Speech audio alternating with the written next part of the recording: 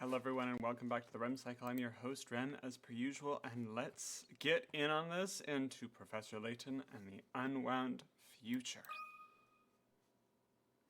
This is a work of fiction, blah blah blah blah blah.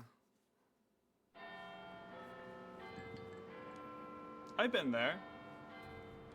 Big Ben is shockingly a lot smaller than you'd imagine, but it looks great.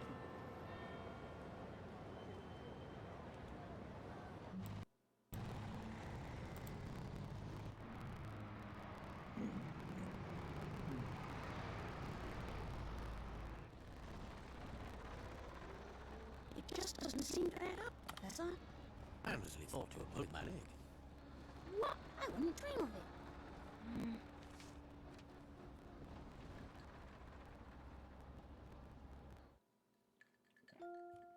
Professor, I hope this letter finds you well. As for me, I am in quite a predicament. You see, the London we know and love has been thrown into absolute chaos to complicate matters. The calamity I speak of does not take place in your time. It may be difficult to believe, but I am writing to you from 10 years in the future.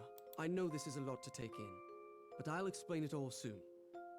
For now, I ask that you head to the clock shop on Midland Road in Baldwin. I look forward to seeing you again. Your student, Luke Triton. I think it's the first time we've learned Luke's last name. Strange as it sounds, it seems that the author of this letter is none other than your future self, Luke. From my future self? But how is that even possible? I don't know, but it does raise the question, if this letter is indeed authentic, how did it get here? By time-traveling postman? Just joking, of course. But on a more serious note, I think this mystery might be the oddest one we've ever encountered. Indeed. And even in the future, you seem to need my help in solving it. Your constancy can be quite a comfort in these uncertain times, my boy. That's a very true thing. When some people are very uncertain or having a difficult time, sometimes the best thing you can do is be consistent.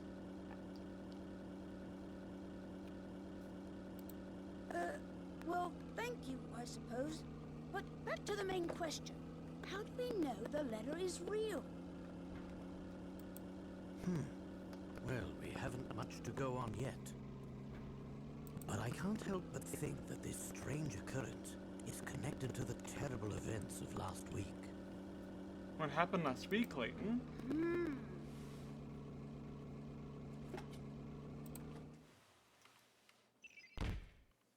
Strange letter.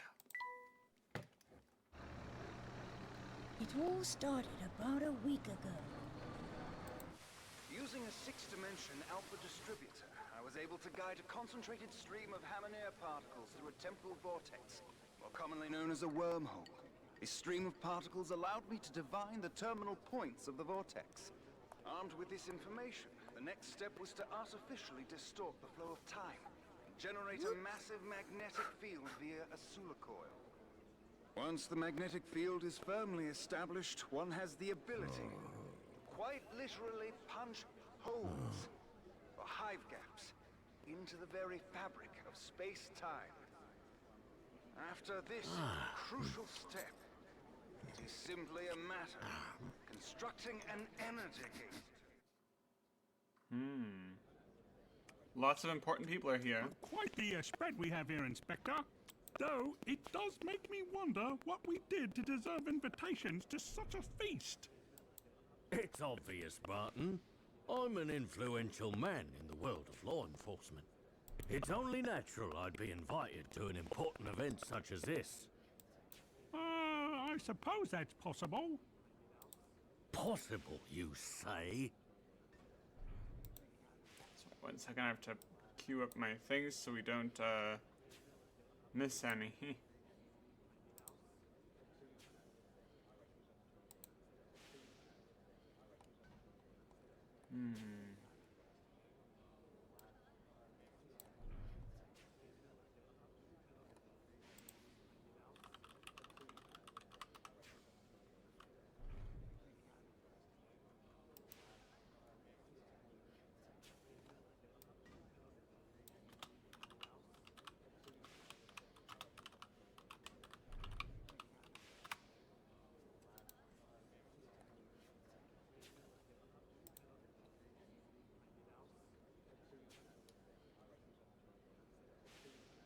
Okay.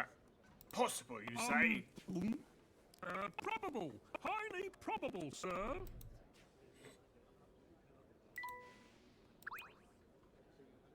Oh, this food is simply dreadful, Bill. Do get this over with quickly so we can leave.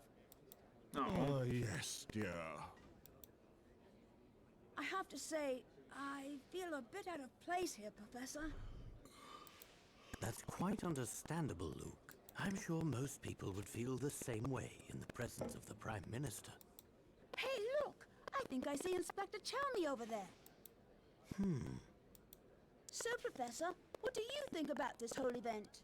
Do you believe that someone has really built a working time machine?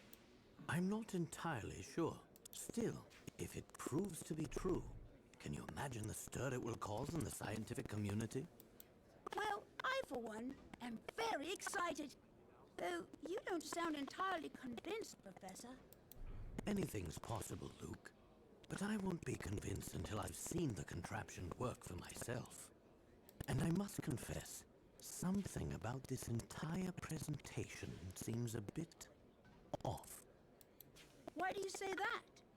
Ah, of course. That must be your famous intuition talking, huh? That's one way of putting it. But enough speculation. Look over there, Luke. That guard? He seems to be looking for a man who snuck into the event uninvited.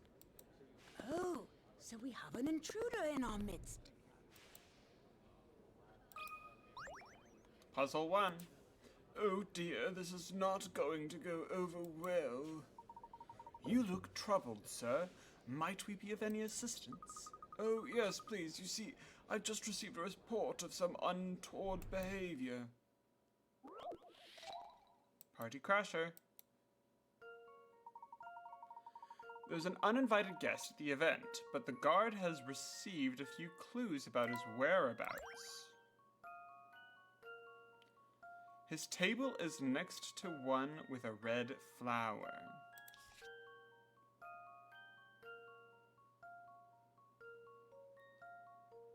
His tablecloth is different than anyone next to it, and it is not decorated with a yellow flower. No, no, no,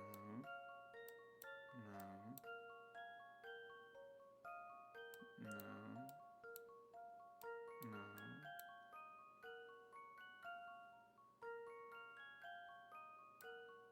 No. His table is next to the one with a red flower.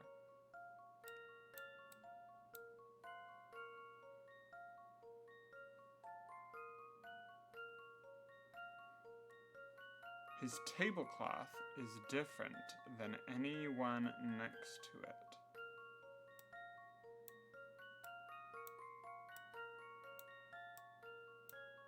All right.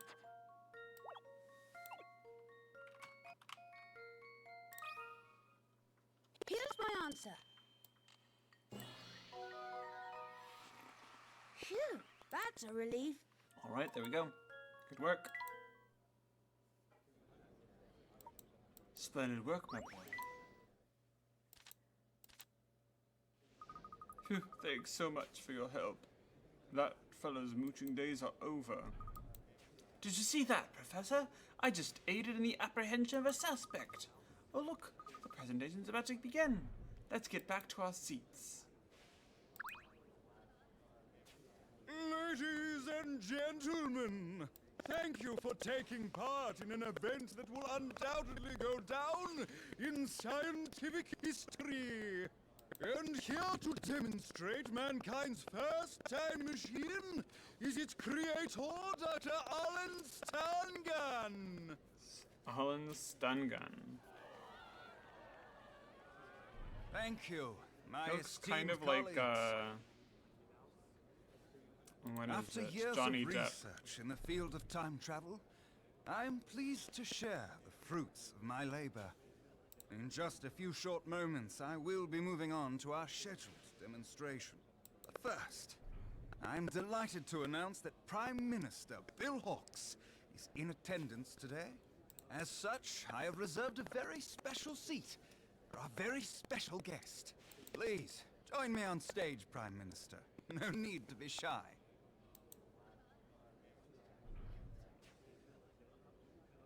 Is this thing real? What do you mean? I mean, is this contraption a genuine working time machine? Why don't you have a seat? See. Before we start, would you honor us with a few words, Prime Minister?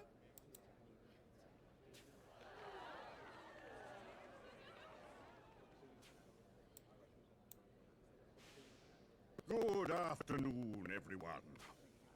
Today is a monumental day, not only for our great nation, but for the entire human race. Since the beginning of time, we humans have strived to transcend our natural limits. We have conquered the skies and the seas, and we have even traveled to outer space. But the one frontier that has always eluded us is time. Indeed, traveling through time is a dream many thought was out of reach for humanity. Ladies and gentlemen, I hope you will join me in ushering in a new era for mankind. Right. Thank you for those words, Prime Minister. And now for the moment you've all been waiting for. Please take it away, Dr. Stangan. I have just one more request before we start. I'd very much appreciate the Prime Minister's assistance in this demonstration. What do you say, Mr. Hawks? What? I assure you, there's no cause for concern. But I was under the impression that I would merely be observing the proceedings. Ah, well, do forgive my presumption. It was never my wish to make you uncomfortable. I realize it's been some time since you traded in the hard sciences for the softer variety. Ooh. Please, feel free to return to your seat, Prime Minister. Wait. What I mean to say is, of course I can assist you. Bill, have you lost your mind? Ah, that's the courage we've come to expect from our fearless leader. You have my thanks. And now, without further ado, I give you my time machine. Okay. Mr. Hawks, would you mind just stepping inside?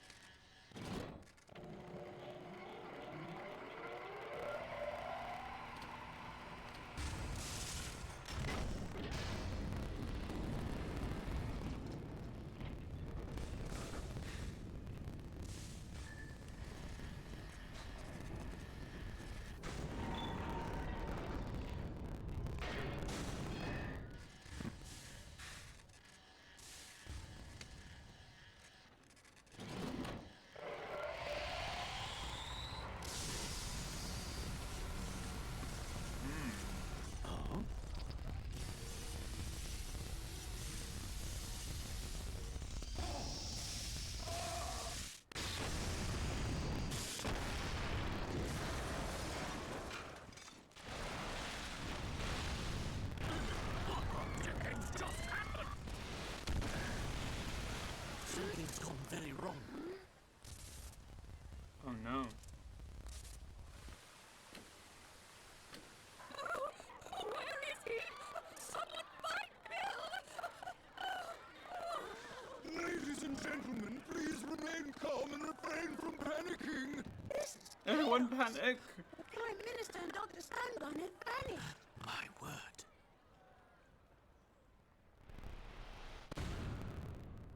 Time machine demonstration goes awry. So you think that what happened last week is somehow connected to this letter? Wait, maybe if the time machine was real, this letter is real too. I don't know about that, but these two elements aren't the only puzzling issues. Tell me, Luke, have you heard about the recent disappearances occurring here in London? Scientists. Oh yes, I read about it in the paper. Some of London's greatest scientists have been mysteriously vanishing. Yes, and I can't shake the feeling that those disappearances are linked to this whole affair. In any case, it seems our best course of action is to head to the location mentioned in the letter. Good idea.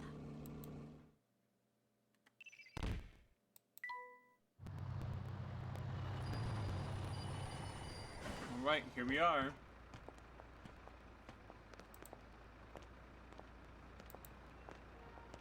Following the clue in the letter, the professor and I set on.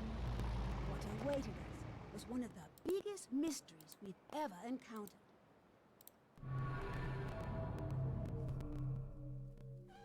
Ooh.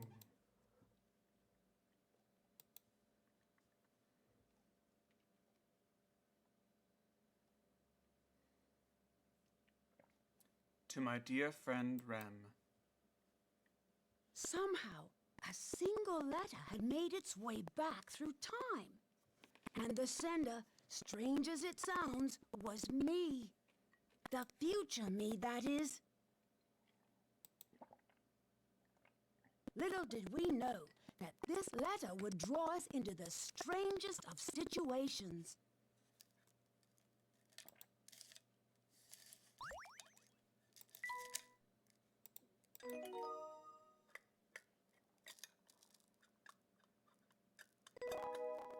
The clock shop on Midland Road.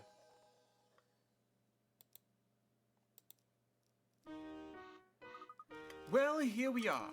The clock shop that letter mentioned should be around here somewhere, but where? This seems an ideal time to consult the map that accompanied the letter. Here, you Luke. See if you can't find the shop's location by yourself. Say no more, Professor. The clock shop. Below is the map to the clock shop that has accompanied the letter from future Luke. Using the times on the side of the map as clues, draw a circle around the letter. Alright.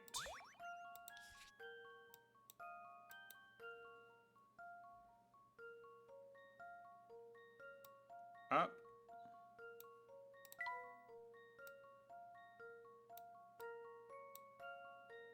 Right. Up.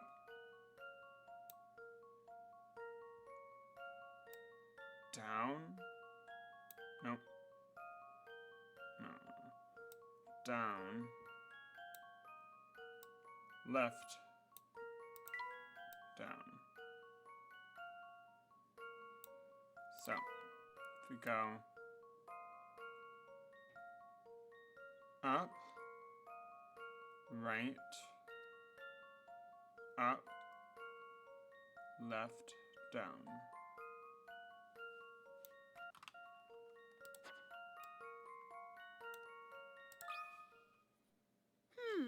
How about this? All right. No puzzle can stop Layton's apprentice.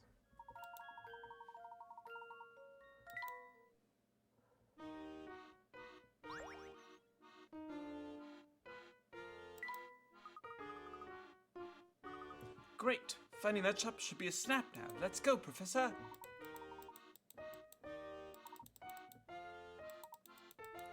I kind of am hoping that we'll actually be walking through it. Well, hello there, Bright Eyes. I can tell from the looks on your faces you're hankering to hear something useful. All right, here's my pearl wisdom. Go and tap in that car parked. Oh, it just fell apart. Never mind that. Did you see that coin that popped out? It's a hint coin and is yours to keep. If you find yourself stuck in a puzzle, Spend one of these lovely coins to get a hint. Just remember, there's a limited number of coins you could find, so don't just use them willy-nilly. Hand coins are tucked all over the place. Tap anything that looks fishy and you might find one. Good luck!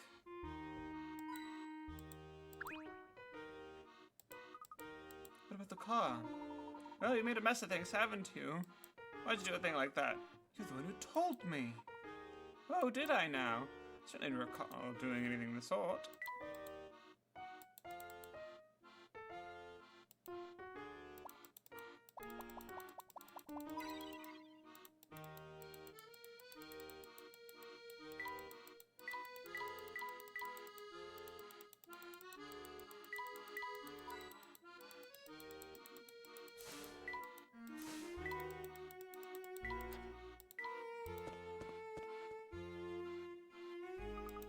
Say, Professor, how are we going to keep track of our progress? Ah, yes, I suppose that we can just use a refresher. In the suitcase, there's the save button. Enjoy. There's also a puzzle index. Also a journal.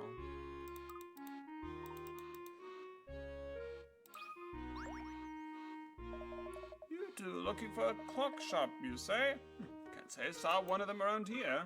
All right, well, thanks just the same. Oh, wait a minute. Think about it again. Might have passed a clock shop just the other day. Terrific. Do you remember how you saw it? Not sure. I'm trouble remembering stuff when I have other things on my mind. Can you help me out? I might be able to jog my memory. Your luck, sir. I'm a bit of a whiz.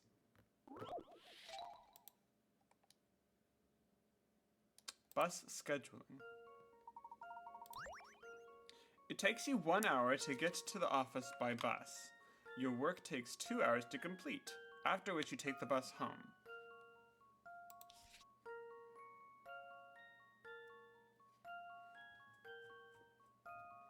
Based off the departure times listed below, which bus, A, B, C, D, or E, should you take to work in order to minimize the amount of times to get home? Okay. 1 hour to get to the office by bus, and it takes 2 hours. Okay, so 3 hours. We want a 3-hour gap. 4 plus 3 is 7 a.m. 9 plus 3 is noon.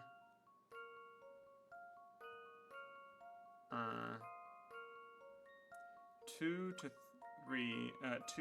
plus 3 is 5:30. 6 would be to 9.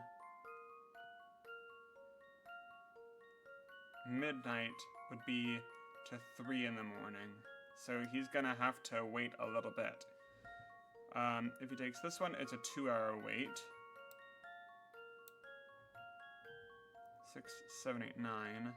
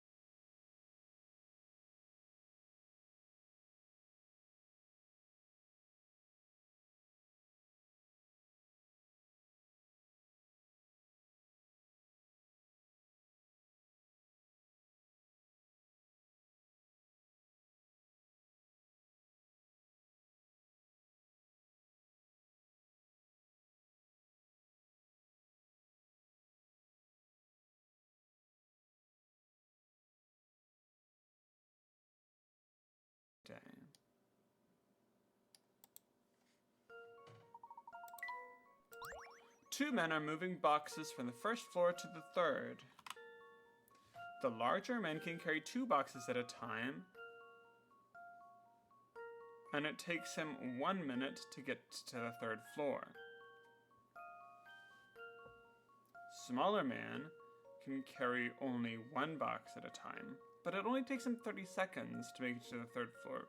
For both men, the return trip is the same as the trip up.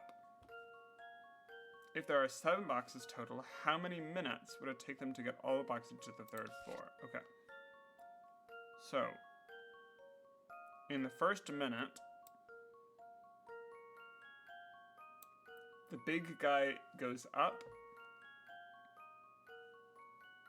and the little guy goes up and down. And that brings us 1, 2, 3. In the second minute, the big guy is down, and the little guy goes up and down with another box. In the third minute, the big guy brings 2 boxes up, and the little guy brings up the last one. So it should be 3.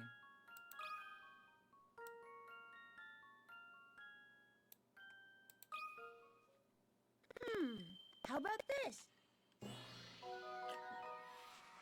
No puzzle can stop Layton's apprentice. Yep.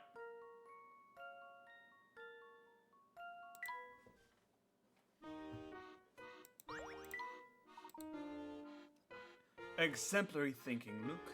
Now let's get back to work.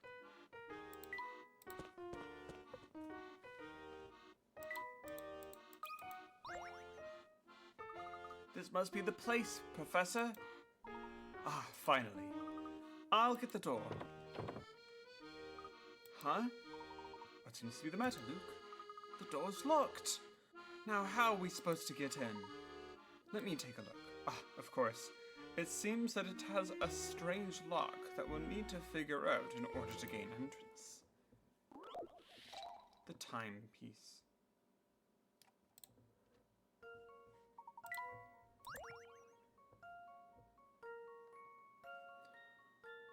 Press the panel with the timepiece.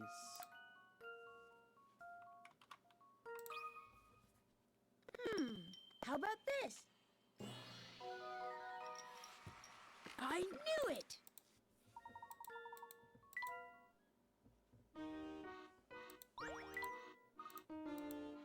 That's the trick.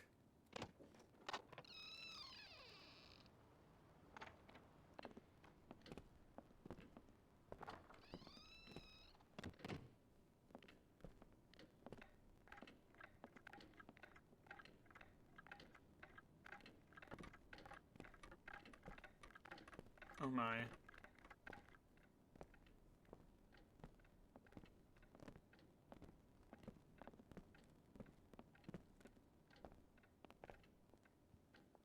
Ah. Hello.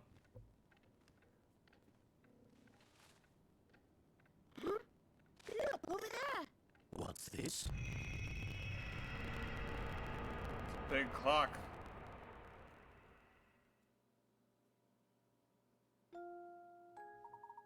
Oh, gracious. Customers. We haven't had any of those in ages. Welcome. Good day to you, madame. You'll have to excuse us, but we're not actually here to shop. You see, I received a letter the other day pointing me here. Oh, a letter, you say? Let me have a look at it, dear.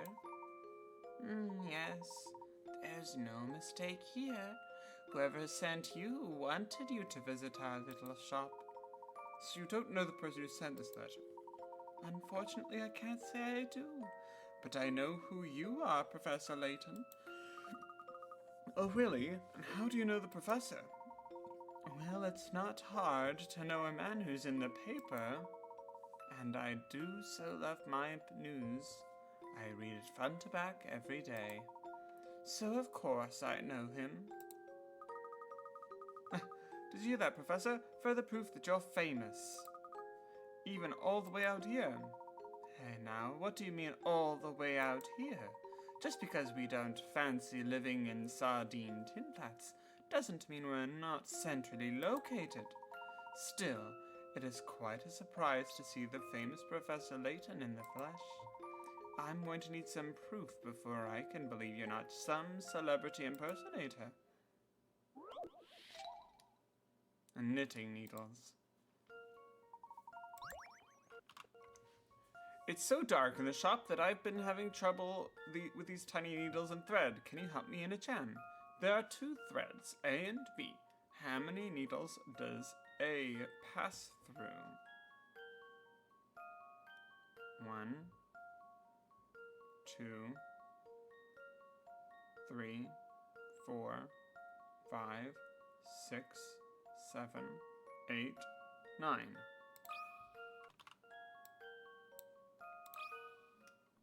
That should do the trick. Huh.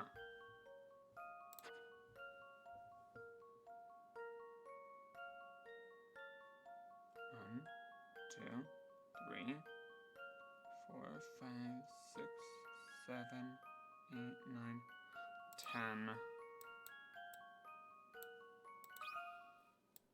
10. That should do the trick. Sorry. Just as I suspected.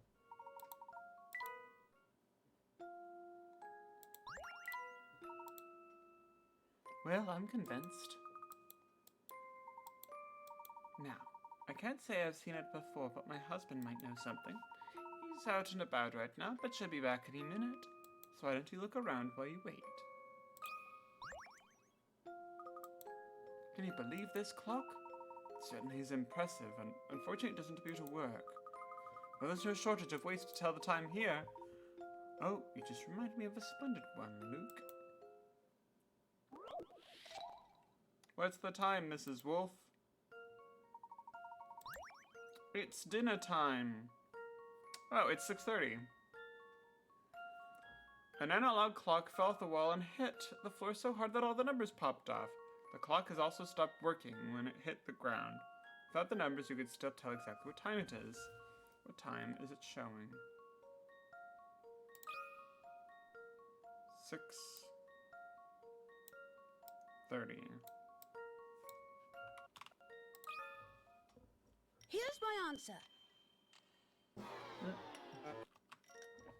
Oh, no, it's proper just 6 o'clock. Here's my answer. No puzzle can stop Layton's apprentice.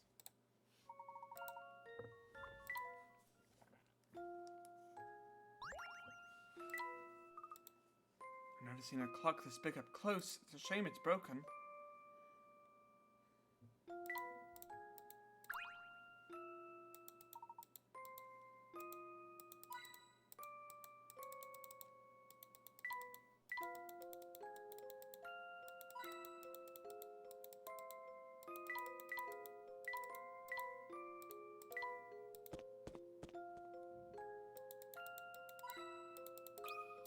Ooh.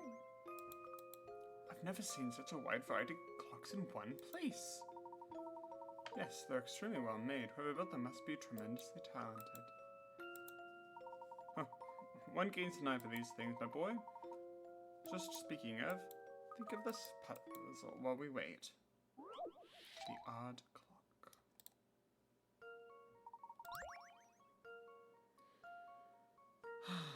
Here's a numberless clock that some pranksters rotated. The clock is still running normally, though, and each circle seems to represent an hour.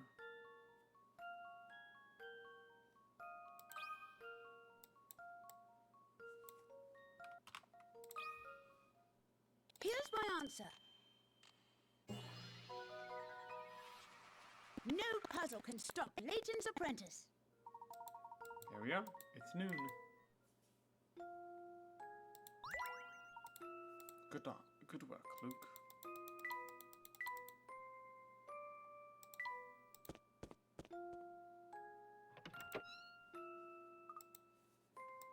think I heard the door. That must be my husband. Wait till you see this little gem I picked up today, love. Oh, my customers. Welcome back, dear. Here it is, Professor Layton. He tells me he has some business with the shop. Layton, you're Professor Layton? My apologies, I wasn't expecting you so soon. No apologies necessary, good man. Oh, and allow me to introduce my apprentice. I'm Professor Apprentice Luke. Nice to meet you, sir. Luke, you say? What I mean to say is, this is some fine manners. Nice to meet you, lad. My name's Cog. Tell me, Cog, you seem a bit flustered by my arrival. Certainly, we don't mean to impose. Oh, no, not an imposition at all. It's just that I've had instructions to show our biggest clock in action upon your arrival. Certainly is quite a beauty. Pity it's not working. Well, I've been planning on giving her a tune-up before you stopped by so you could see her in her glory, but now that I'm getting on in age, I have trouble remembering to keep the old gal in good repair. To be honest, I can't recall where this last gear goes, and without it, I can't start it up. Oh, well, it certainly makes sense why our arrival might have taken you off guard. Tell me, the papers say you're a learned man. Sure you can help me figure this out?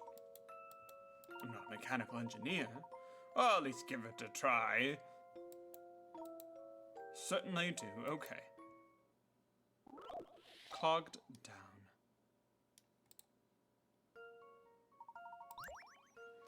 Your task is to make the top and bottom cogs turn clockwise, as shown by the red arrows. In order to do this, which extra cog should be inserted? Okay.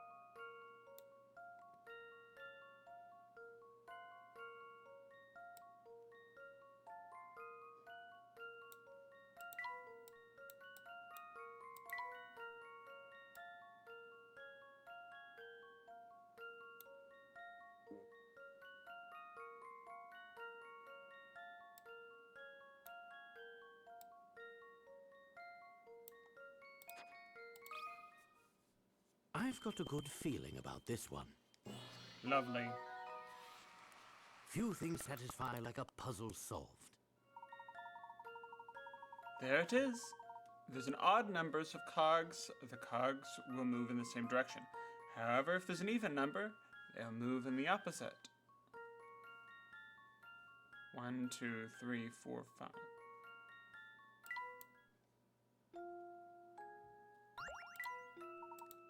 That did the trick. Here it goes.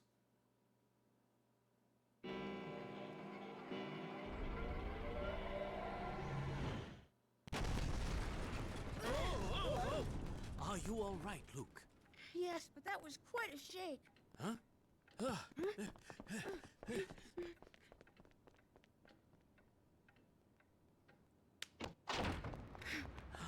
What is going on here? And just where in the world are we?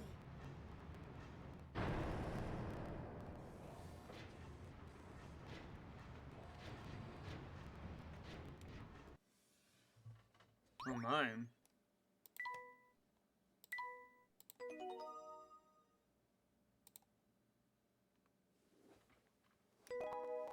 Is this the future?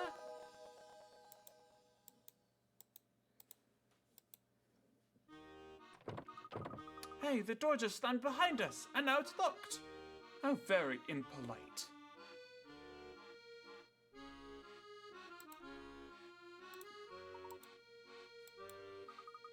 Why does everything look so different? I honestly don't know. It seems as if we can't get into the clock shop, so why don't we take a look around?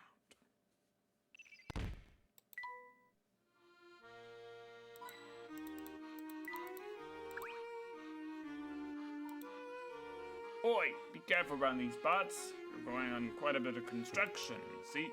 Goodness, you certainly do work quickly. I don't recall seeing any of this when I just passed through. When did you start working here? No, that's a good question.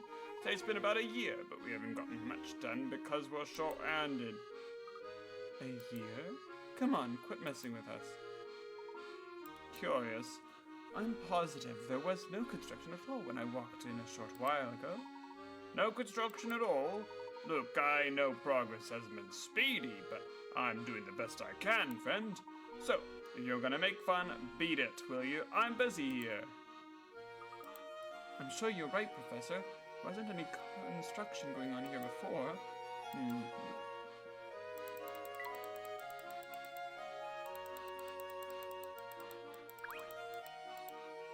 Shut tight.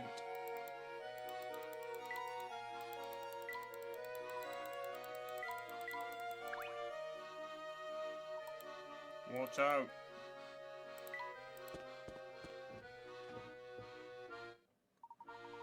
Wow, that is a tall building. I know London like the back of my hand, but this area feels quite foreign to me. How odd. Holy Stilton on a stick! Great Cheshire on a chimney! Are you... Nah, I couldn't be. I'm sorry, have we met before? Phew, I thought I was in real trouble when I saw that ad of yours. But it's clear you ain't who I thought you were. So it seems we got nothing to worry about. Talk about it, so beat it. Oof, you give me the heebie-jeebies. The air around here seems quite stagnant. Oh, this door's locked. Interesting. It's stuck in for a moment. Ooh, hello.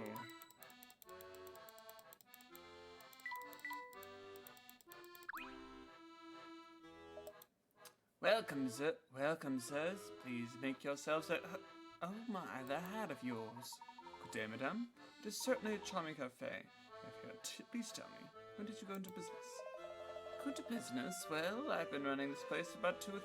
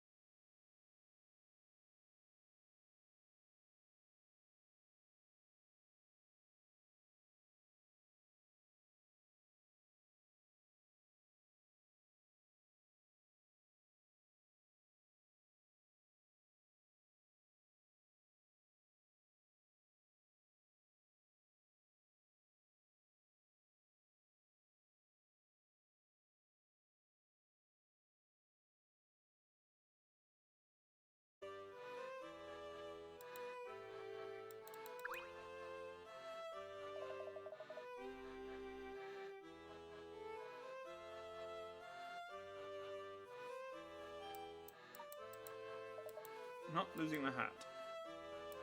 Trap.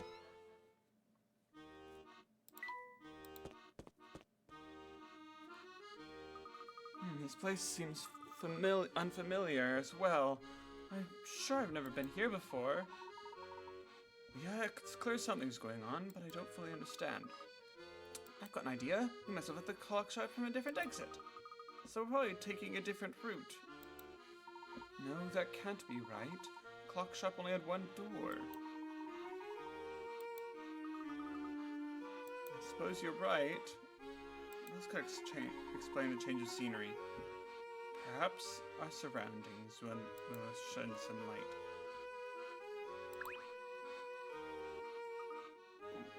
What? What is it? I didn't do anything, I swear. I know nothing. Are you alright, sir? You're dripping with perspiration. I suggest a calming cup of tea. I apologize for the sweat, sir. I'll get that tea right away. Wow, he should took off in a hurry. Have you noticed that a lot of people have been acting awfully nervous around you? I certainly have, though. I can't understand why. My hat in particular seems to make people very uncomfortable. I don't know why anyone would be afraid of you or your hat.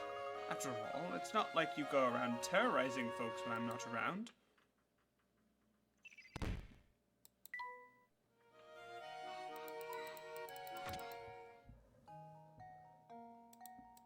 Howdy? This place is a mess, and that droopy flower is some bugs swimming around it. Oh, all right there, sonny boy. I wouldn't go mounting that blossom if I were you. Someone's in the shadows. Simple, because wherever there are lost puzzles, there I am, even if it means standing in the dark. Oh, it's you. Have we met before? Well, allow me to introduce myself. I'm the beautiful clairvoyant Granny Riddleton. Beautiful? I guess you look pretty good for your age. Watch your words, Luke. After all, we don't want to offend the lady. Ever notice how many mysteries there are in this world? How many riddles, puzzles that tease the brain, that bend your mind, that just plain frustrate the heck out of you? Certainly. Well, every one you pass over or leave unsolved has got to go somewhere. Wherever they go, you ask, they come to me. I had a feeling that's where you're going. I suppose I should stay. They used to come and stay with me, but that's about to change. What? You might not be able to tell from my looks, but I'm no spring chicken. Truth be told, I'm getting tired. Oh. I think I've earned my retirement from puzzle caretaking business. But you can't quit. You mustn't. Without you, what will happen to the puzzles left behind? So saying without me, you two would find yourselves in a jam. A giant vat of jam?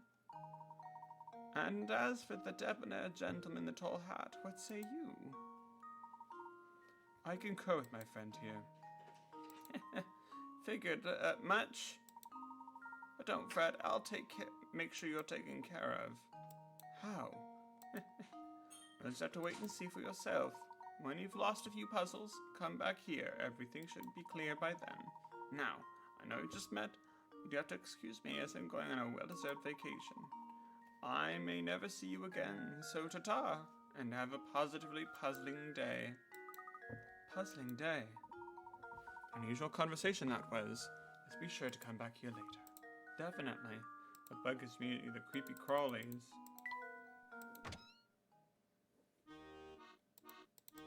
This looks kind of familiar.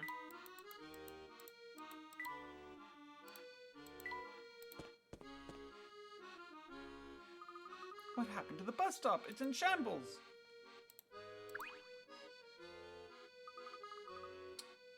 Looks like it's about to fall over. Yes, it looks as if no one's used it in ages. But how could that be? We arrived here just a few hours ago, and the stop looked fine then. Look, something's posted on the side of the bus stop. I'll go see what it says. Well, I don't understand this at all. The sign says that the service on this time has been discontinued. Really points to the bus stop, I don't doubt it. Yes, but that's the strangest part. The date is 5 years in the future. What? Let me have a look at that. had a sudden thought. Could we possibly have traveled to the future? It's true that we've encountered much here to suggest we're no longer in the London we know. Just the same, I believe it's a bit early to leap to that conclusion, Luke. Let's see what else we can find out by exploring this strange place.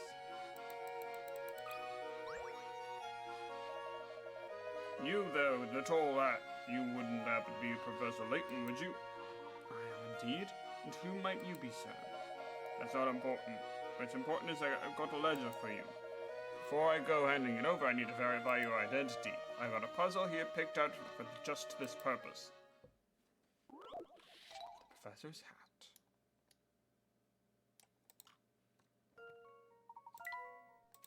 Ah. You can rotate or flip the blocks. Okay.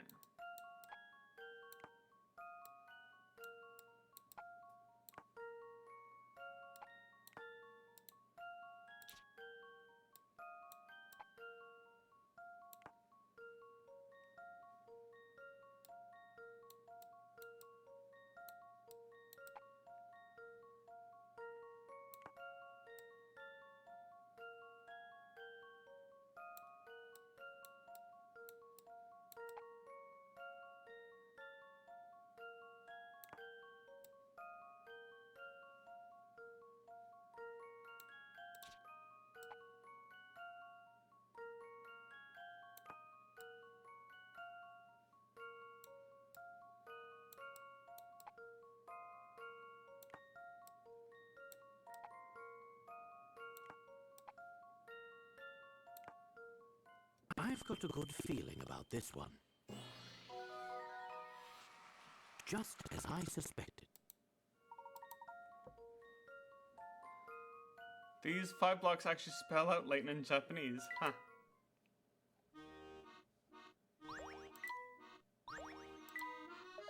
Alright, I'm convinced. Here's your letter.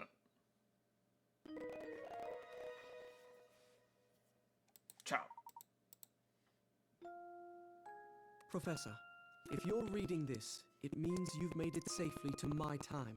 I can hardly wait to see you again.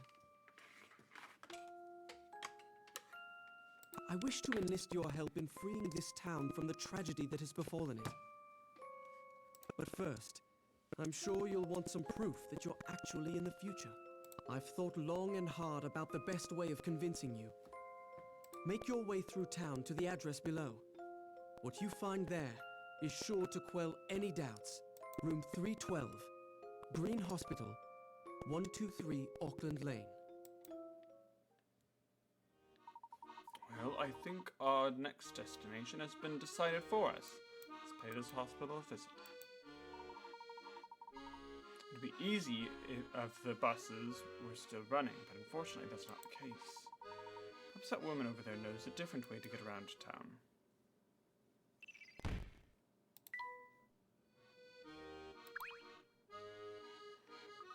Excuse me, we're trying to get to Auckland Lane, but the bus doesn't seem to run here anymore. You're right. You're right about that. Those buses were already shut down when I moved to the city 2 years ago. 2 years ago? But science says buses won't stop running for another 5. 5 years? Goodness no, you just best reckon that math of yours. That notice is about 5 years old. That can't be right, unless... Luke, that's enough. I do apologize for my friend, ma'am. Tell me, do you find the lack of bus service in the area to be an inconvenience? Here? Not at all. Whenever I need to use public transit, or transportation, I just take the Underground Railway. There's a stop on Flatstone Street. You two must be tourists, yes? With all your questions, you should stop by the hotel on Southern Street. It's just down the road. The staff there can help you find wherever you need to go. Thank you for your assistance, madame. Tourists? Us? I was born and raised here. I've lived in London longer than she has. Now, Luke, there's no need to get all wound up. Let's find that hotel.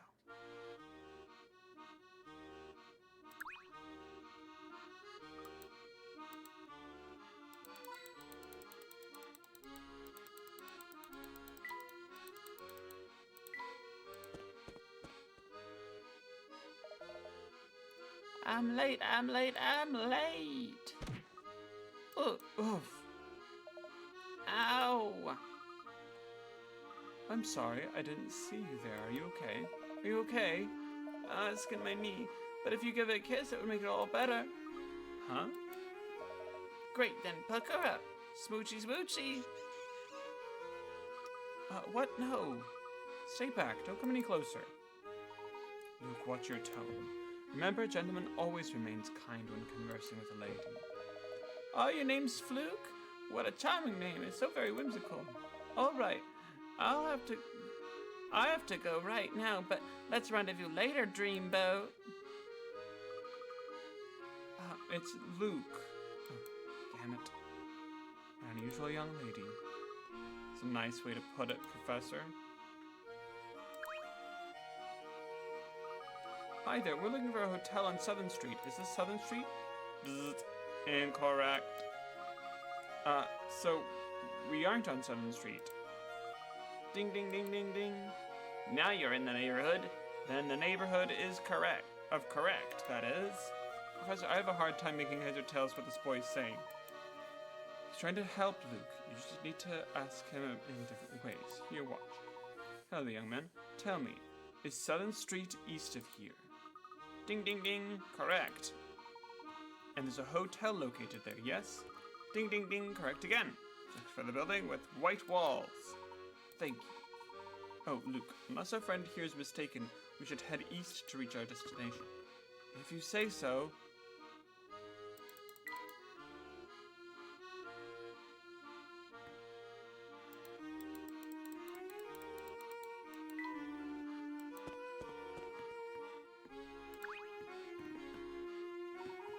Good day. Can you tell us if this building is a hotel? Oh, good day, gentlemen. If you're looking for a hotel, you've come to the right place. Hotel Duke is one of London's finest and most famous. Will you do us the honor of staying with us? For a famous hotel, you keep an awfully low profile. First time I've heard of Hotel Duke. Well, there's no simple explanation for that.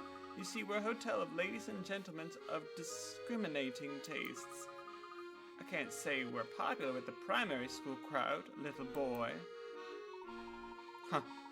Our friend here doesn't take kindly to your besmirching the good name of her hotel.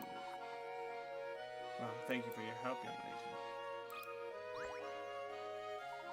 Oh ho ho. You do not just try to talk to me.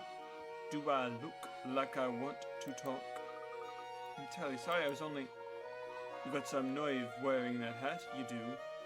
Nerve, but no brains. What's wrong with my hat? Do I look like I'm talking to you, Pipsqueak? Talking about your pal there with Big Hat there. Me?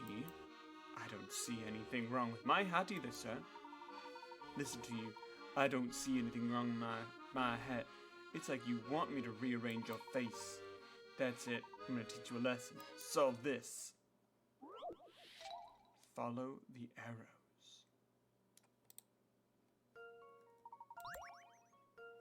Alright. All I have to do is arrange the cards 1, 2, 3, 4, 5, 6 plus and minus into a square the arrow is pointing to. The equation must be valid.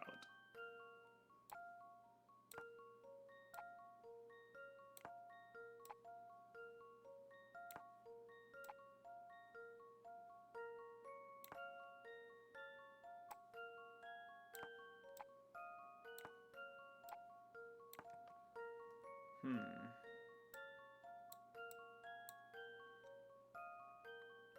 3 plus 4 is 7. Minus 2 is 5. Let's see if I've got this right. Well, that's settled.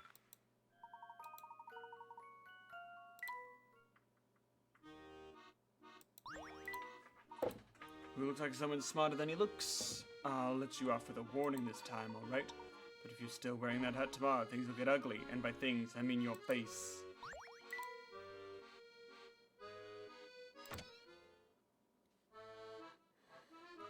Welcome to Hotel Duke, one of our London's famous and most esteemed establishments. Oh, hello again. I ran ahead and took the liberty of preparing a suite for you two. May I help you with your bags? Oh, well, that's nice of you and all, but we just wanted to ask directions to railway station. Perhaps you might reconsider staying with us. You are tourists here, are you not? As you see, Hotel Duke is centrally located. Stay with us and you'll spend less time traveling and more time having fun. You do make a compelling argument. Location is everything. We'll take a room and directions to the closest underground railway station, if you please. Please, sir, none of that young lady stuff. Call me Becky. Oh, and could I please ask you to sign a hotel guest book? Professor, are we seriously going to stay here? Indeed we are. Somehow, you and I have managed to get ourselves lost in an unfamiliar area. As Becky noticed, having a central location to return to will prove very useful. Oh, goodness me, hello. You'll have to forgive me, I didn't even see you two come in. Welcome to Well Duke, home of the exemplary service and the world's best breakfast. I am Margaret, the hotel manager. Should you need anything, please do not hesitate to let me know. Thanks, but what about lunch and dinner? Those aren't the world's best as well. Ah, it seems we have a little gourmand here. Rest easy, young man. For lunch, we offer sandwiches on fresh baked pieces of bread. And if you enjoy a good roast, I suggest you order in for dinner, as ours is the best in the city. You know, Professor, I've changed my mind. I quite like this place. Let's stay here. Our sandwich tends to have that effect on people. Now, if I could just... Oh, dear. What's wrong?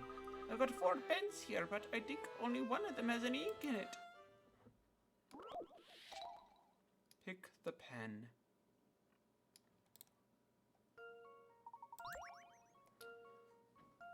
Only one of the 4 pens shown actually works. All 4 pens have the wrong colored caps. When assembled correctly, all 4 pens will have one white section.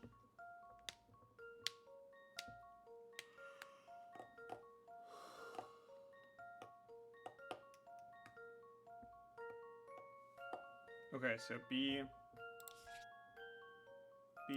cap goes there.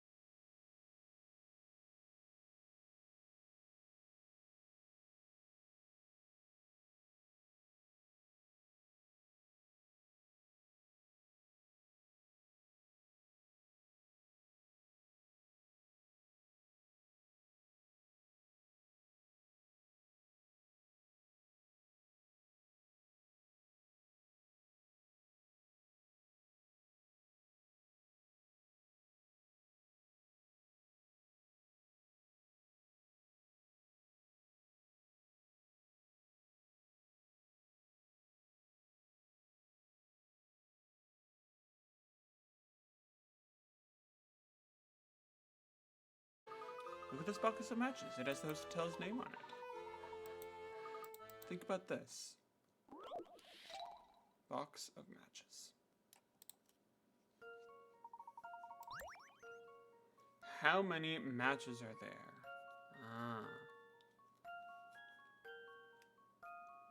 At most.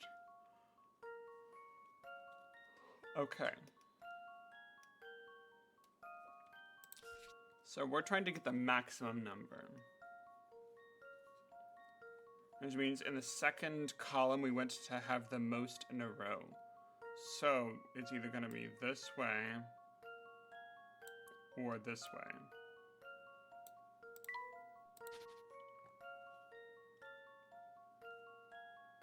Be 3 and 2.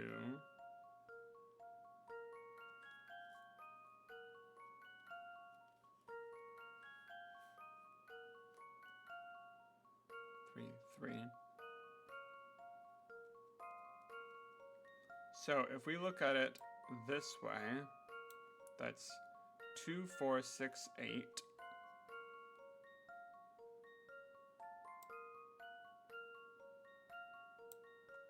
Plus 3, 6, 9, 12. Which is 20. If we look at it this way, 2, 4, 6, 8, 3, 6, 9, it's still 20. If we look at it this way, 2, 4, 6, 8, 10, 12, 14, 15, 16, 17, 18, 19. And look at it downwards. 2, 4, 6, 8, 10, 12, 14, 15, 16, 17, 18. 2, 4, 6, 8, 10, 12, 14, 15, 16, 17, 18, 19, 20, 21.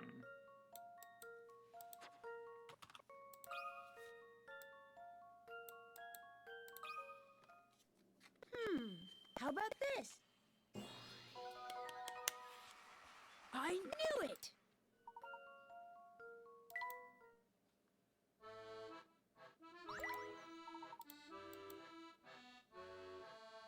Interesting.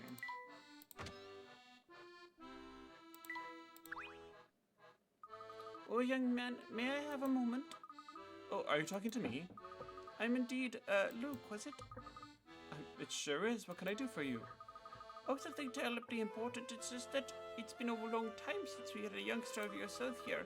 That is why I thought I'd welcome you with a gift. A present for me? That's right. From what I hear, it is all the right for children.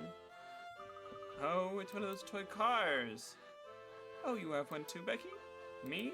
No, I'm not into kitty toys like that. Oh.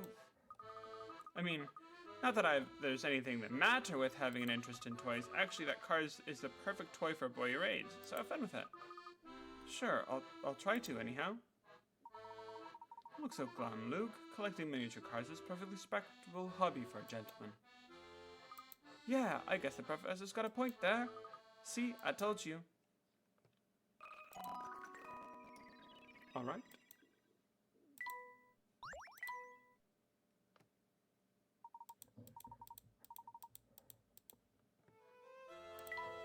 That one I think we can do. Okay, we gotta collect all of the flags. And land on the spot.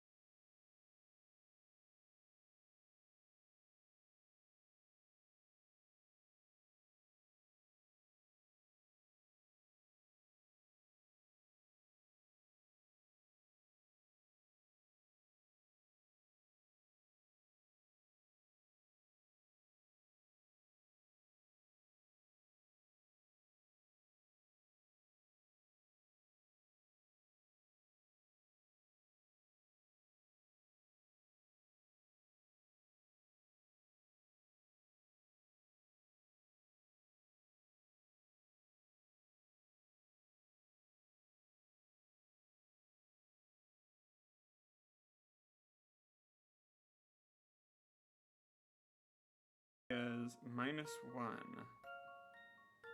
Oh no, 121.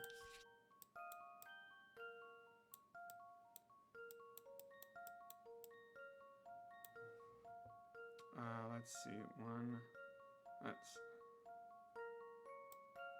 11 minus 3. That's 8. 8 plus 3 is 11.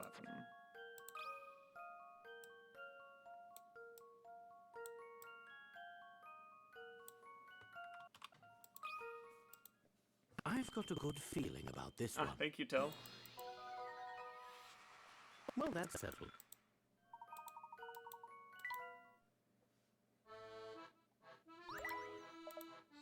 Ooh, thanks, I could finally get cooking.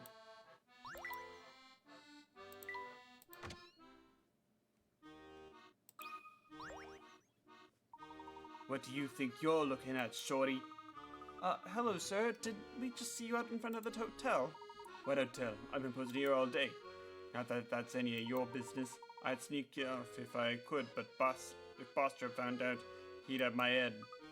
Yikes. I guess I thought you were someone else. Have a good day. Not so fast. You're the one who wanted to talk, so no running out on me. Standing around all day hasn't been exactly thrilling, so take a shot at this. What day is it, too? If 7 days after 70 days ago was a Sunday, so 7 weeks ago, 7 days before 70 days would be a Sunday still. Because there are all Here's my multiples of answer. 7. I knew it! Yep.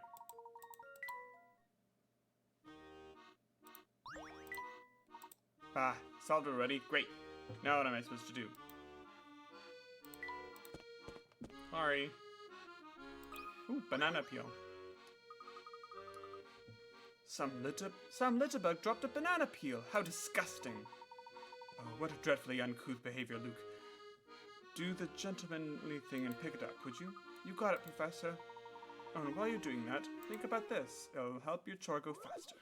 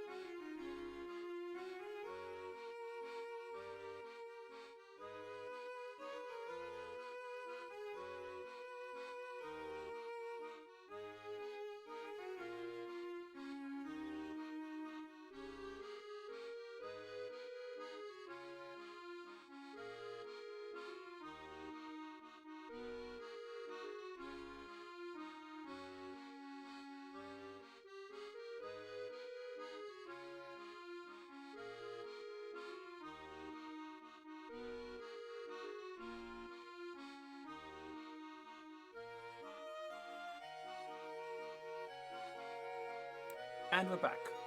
This must be the big street that Max was talking about, right? Flatstone Street. Excellent. If we continue north, the station should be just on our right-hand side. And we're almost there. Let's keep going. Is it just me, or is that man in the corner shaking? Oh, it's him again. He's gonna run away. What? The station? Just down the street. Just don't come any closer. Leave me alone. Bye. Huh.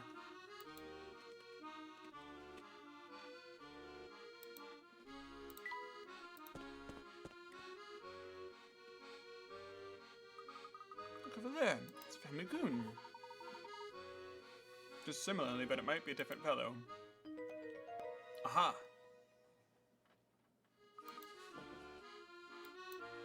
There's the logo for the railway.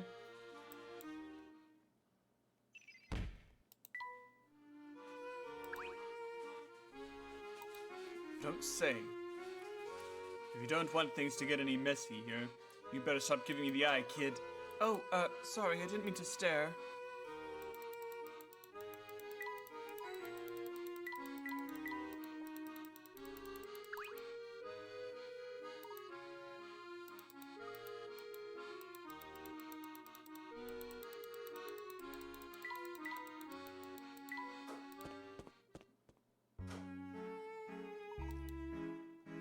We'll need to buy tickets for a ride to the subway. Do you think you can handle that, Luke?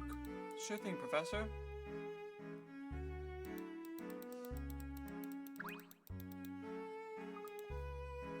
Gotta select a destination. 1 second.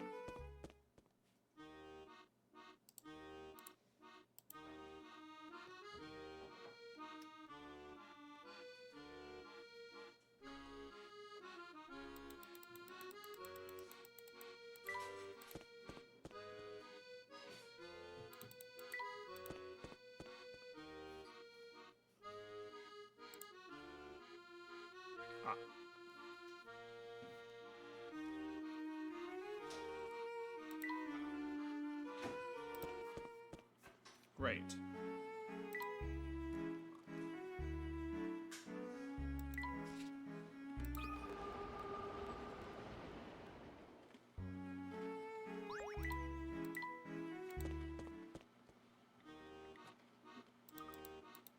Here we are.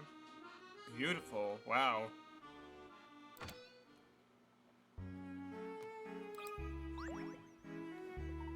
Hello there. Good day, madame. Would you mind helping us with something? Okay. I guess I got nothing better to do. And this place is like dead. We're here to visit someone in your care in this hospital. Can you please point us to room 312?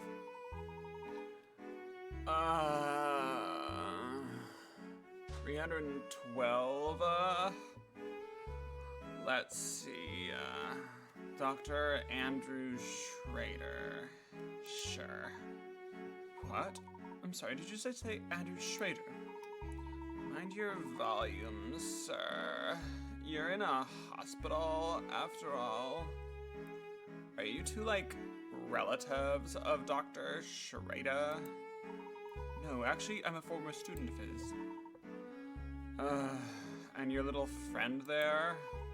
He's, well, Dr. Schrader's pupil's apprentice. Oh. Guess old 312 is quite the fan club, doesn't he?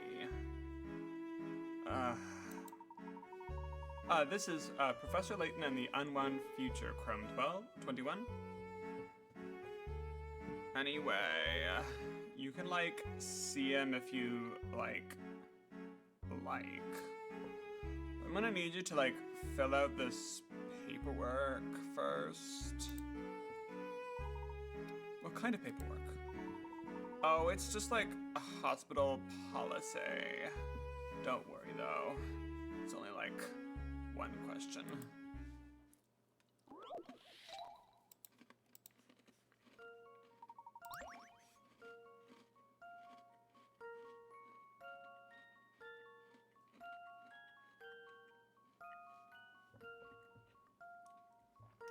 Ah, thank you. I'm glad to have you back. I'm sorry I had a bit of a hiatus for a while, but I'm going to try to be streaming a lot more regularly. Okay, she must go into a room that has at least one digit shared. Using this method, which room will she enter fifth? Okay. 8 to 8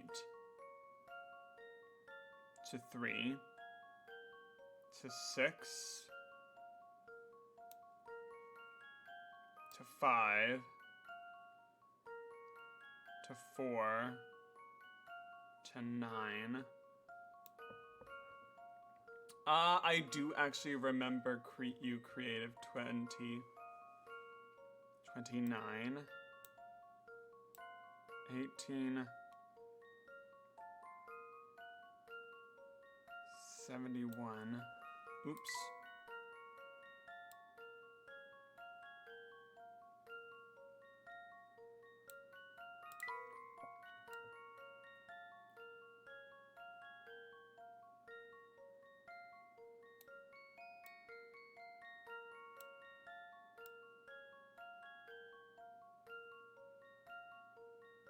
Okay.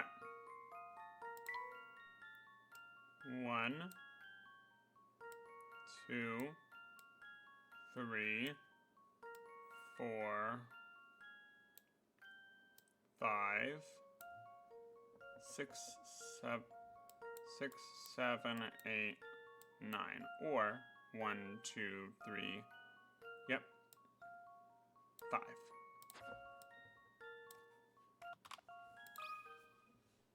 That should do the trick. Yeah, I remember that. That was when I was trying to get my first, trying to get my Just as I affiliation. suspected. Now it matters a little bit less. I'm going to be trying to do a lot more art, by the way. I actually just got a Easter egg lathe that's going to help me with getting good lines on my eggs. And I got an electric kistka, which will make it so that I can do the wax a lot easier. So that I can do really fancy Easter eggs.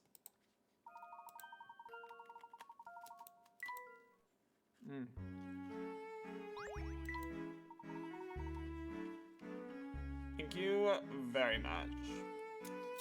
We can visit Dr. Schrader now.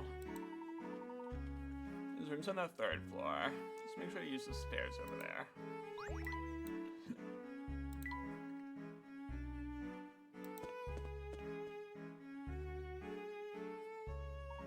Strange, no one's in here. Perhaps the reception gave us the wrong,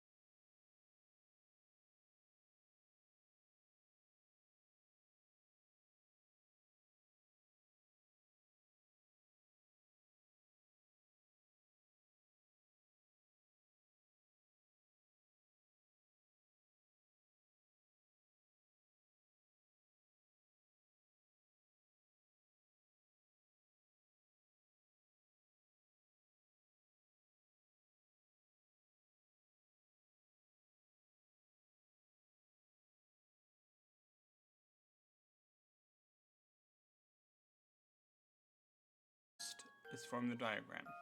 Where should he stop drinking? He needs to do it like that. And he's gonna have to tilt it a little bit. And then when he does the next one, he's gonna be doing, let's see, it's there. He'll be doing this much liquid. Oh no, not that much. But yeah, this is where he'll be going to this first time. Here's my answer. I knew it! The concept was great. The concept was great. I just thought it was really... There's too much space in that game. It's too big, with not a lot going on in it. There's a lot more in Tears of the Kingdom in regards to, like, combat stuff, but you can circumvent it really easily.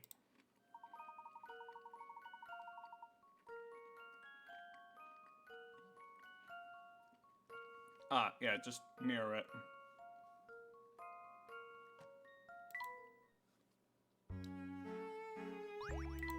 Clever. Taught you well, boy, Herschel. It's clear you passed down some of my smarts. As I was saying, you've always were the brightest, though I have another pupil who came close. The boy was something of a whiz himself. I wonder whatever became of him.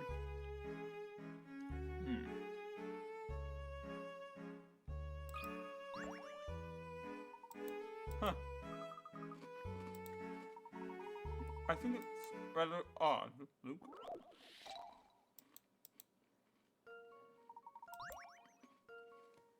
The doctor showed me an x-ray. He said he found the scissors they lost last week during the operation. Look at that shape. Can you believe that? But look at that. You should be concerned about it. So x-rays don't really show up like this. Hard objects turn white, which means this is a problem. Let's see if I've got this right. Few things satisfy like a puzzle solved. Yeah. Maybe you swallowed a coin or something like by mistake?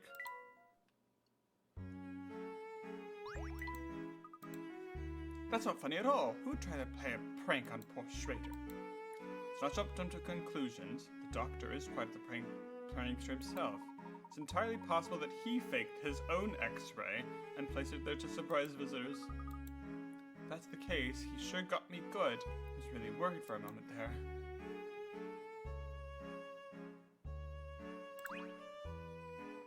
Well, Andrew, it's been wonderful seeing you, but it's growing late. We ought to be on our way. Ah, busy as always, I see. Do drop by again when you have the time, won't you?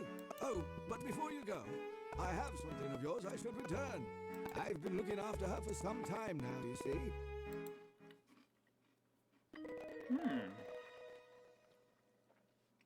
I won't be needing her anymore, so you can take her away. The old dear's parked around back. Thank you.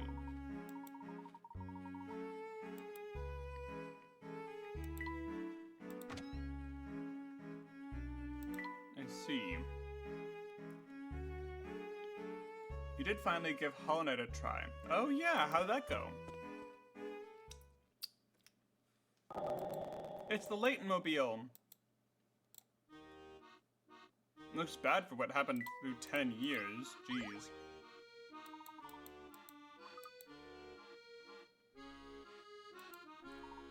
Funny shaped. You know this is a classic. Judging by all the dust and dirt, it must be. Guess no one took care of the poor car this whole time it was parked here. Why would they? I wouldn't touch a car that's not mine. It is really, really fun. I love a good platformer. If you want to get a lot more playthrough of it, after playing it, I recommend downloading Scarab, which is a Hollow Knight mod manager, and I recommend trying a randomizer out. Always fun to shift things up a bit. We see the car still runs. That's an excellent solution. What's the matter? Someone installed a peculiar lock. Who would have done such a thing? Secret number. I think I see it. 47.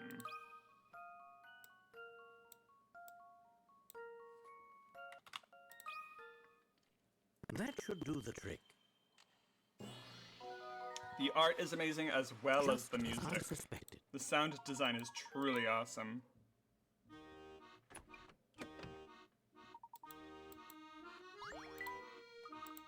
Alright, start her up. I don't think there's any gas in there, buddy. What's this? The engine won't start. Well, it has been 10 years since we last saw the Leighton Mobile, Professor. I wouldn't be surprised if there was a broken part or two. Oh, look, Professor. There's something on the passenger seat. You're fighting against,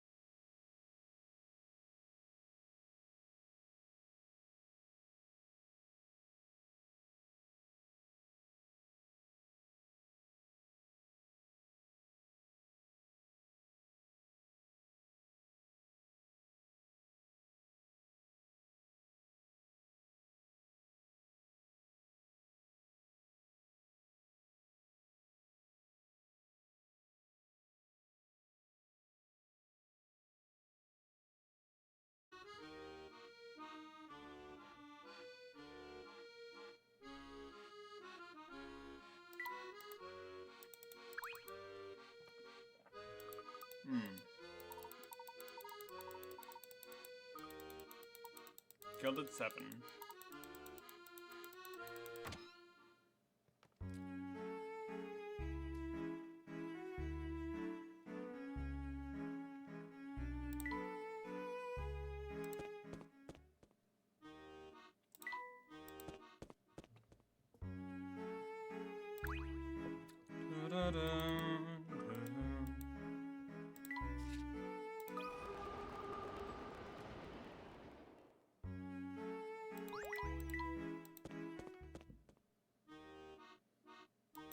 Here we are at Flatstone.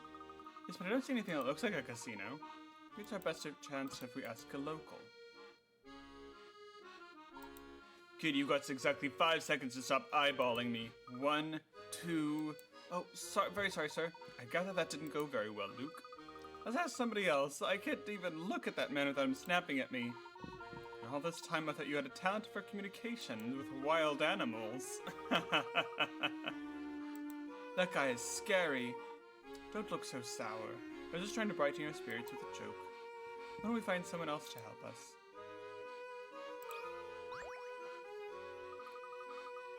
Oh, the breeze blowing through town sure is nice. I couldn't agree more. It's the perfect day to find a nice grassy spot near the Thames, or go for a walk. And speaking of walks, my husband and I came up with this great riddle while we were out on a stroll. Alright, checkerboard bridge.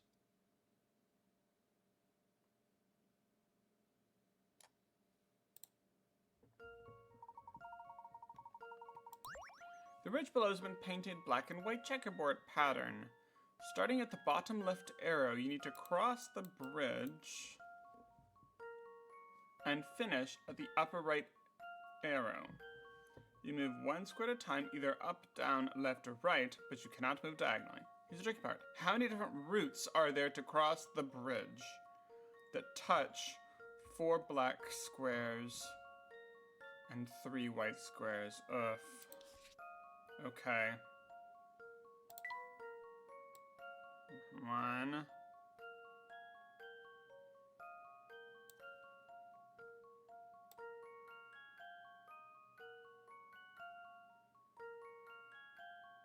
2.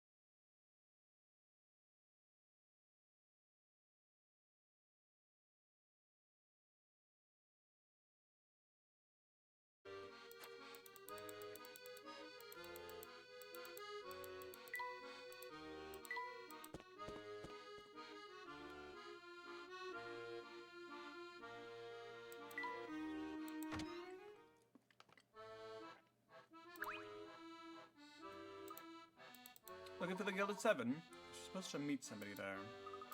But before you go, I think you ought to know that that's a family hangout. We appreciate your concern, Becky, but we really do need to get there. I understand. Oh, Granny's asleep again. I didn't think she'd be too keen on me directing you to, a hotbed of criminal activity. Oh, we don't need to worry about our safety, do we? Not that I'm scared of anything. Good bravery is admirable, if not particularly helpful, character trait. Anyway, you know where Flatstone Station is, right? Just head straight north from the plaza there, and you'll run into the casino eventually. I had a feeling it was somewhere around there. You did? What tipped you off? Well, when we passed by the station, one of the family goons was posted on the path north. Thought there was something fishy about it. I just couldn't get past him to see what was up there.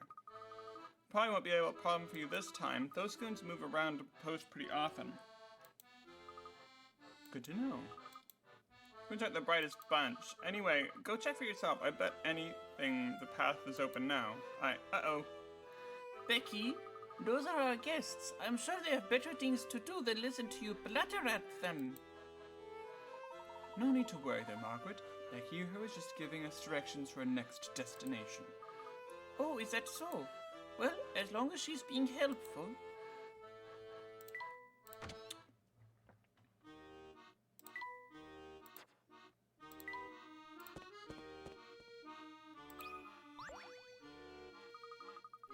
Hey fellas, I came across a new neat puzzle the other day. Want to hear it? A new puzzle? Huh? Where'd you find it, Max? It's a secret, but if you solve it, I'll tell you the answer. What do you say? Want to try? Sure. No-go arrows.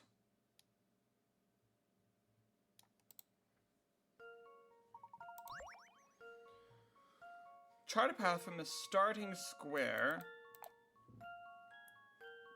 to the ending square in the bottom right corner. You can move horizontally or vertically, but you cannot move in the directions in the arrows. Also, you cannot use the same square twice. Okay.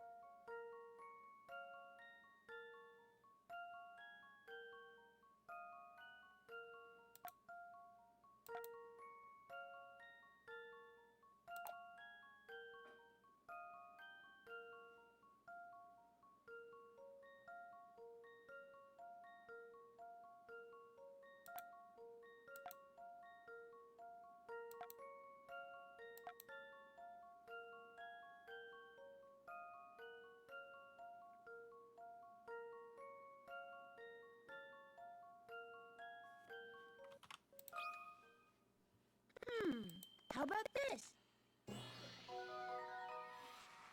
No Delightful. puzzle can stop Layton's apprentice.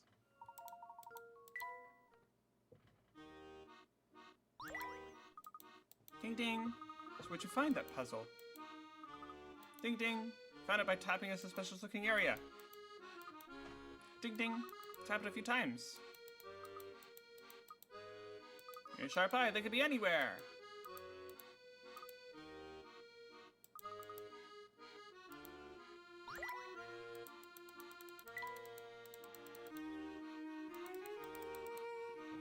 Okay.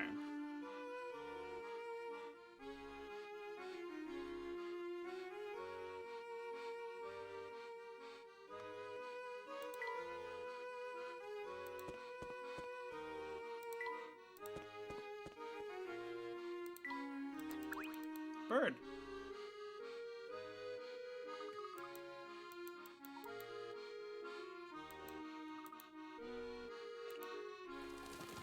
Come on, Mr. Parrot.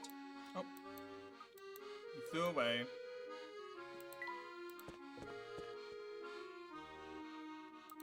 Look, he's gone.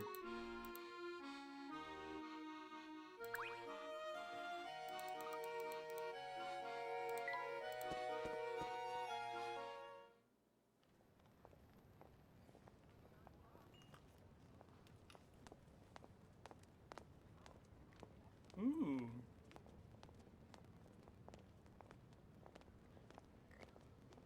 Huh?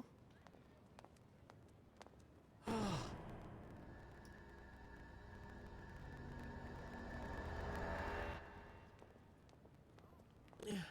Oh.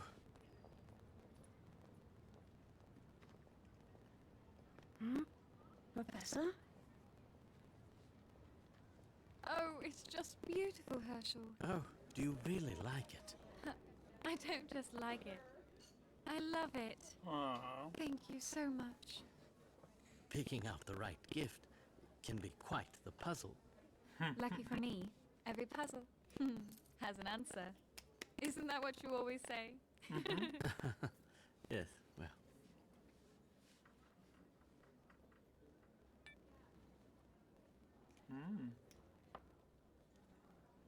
I've been thinking, Go on.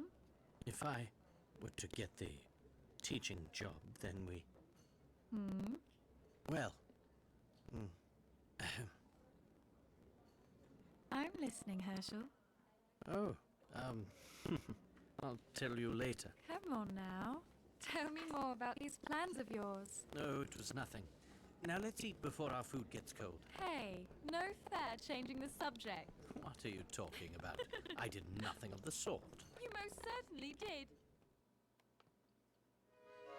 How bashful. You look dazed, Professor. I'm fine, Luke. My eyes just seem to be playing tricks on me. All good. I'm just glad that I helped you with a little bit of some watcher nights. It's probably nothing. She just reminded me of someone I knew a long time ago. What do you think you're going? Run away to meet someone at the Gilded Seven Casino. I see. Going to the casino to meet up with someone. That's not suspicious at all. Psst, I think this guy's trying to intimidate us. Quit it with all this whispering, boy. I'm right here, you know. Oops, sorry. Excellent. Since you've owned up to your rudeness, all is forgiven, boy. With all due respect, sir, would you please just let us pass? The hour grows late. But of course, my good man. That is, as soon as you solve this puzzle of mine. Alright. Upon reflection. All these shapes are created by rotating and shifting the same capital letter in front of a mirror. Which letter is it? Well, it's curved.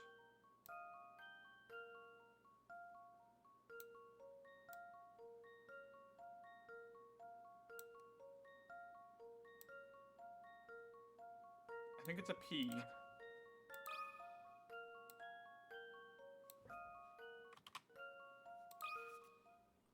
That should do the trick. Few things satisfy like a puzzle solved.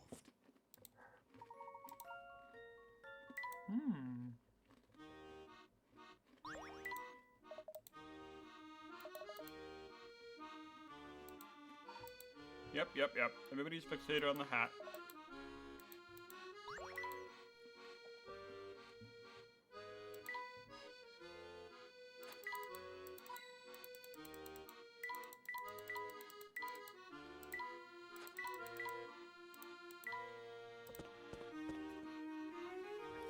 Wow. That certainly looks like the Gilded Seven. Can't wait to see what it looks like up close. Good evening, sir. Can I please see your membership card? What membership card? Gilded Seven is a haven for society's finest ladies and gentlemen to gather. We check membership cards upon entrance to ensure that no less savory types are kept out. Certainly the first time I've heard of that policy, and I suppose you'd be willing to make an exception. Your hat shows you to be a man of impeccable character. Now we just need to test your intellect. To solve this puzzle, I'll let you in without a card. Just this once. This fellow seems awfully focused on your hat as well. Naturally. Is there any greater proof of one's gentlemanly nature than a fine top hat? Game of cards.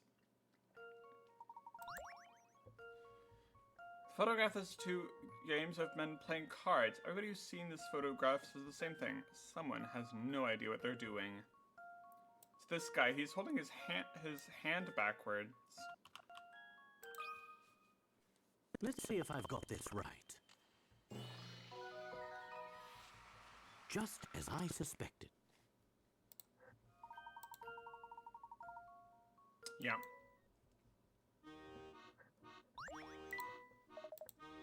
Expertly solved, sir. Certainly earned the right to enjoy our exclusive facilities. Welcome to the Gilded Seven. Just look at these fountains and the floors. This place must have cost a fortune to build. I know you're excited, Luke, but do try to keep your voice down. Sorry, Professor. This place is just most impressive. Is that Don Paolo on the left? I understand the feeling. It is also quite large. Finding your future self here might prove a challenge.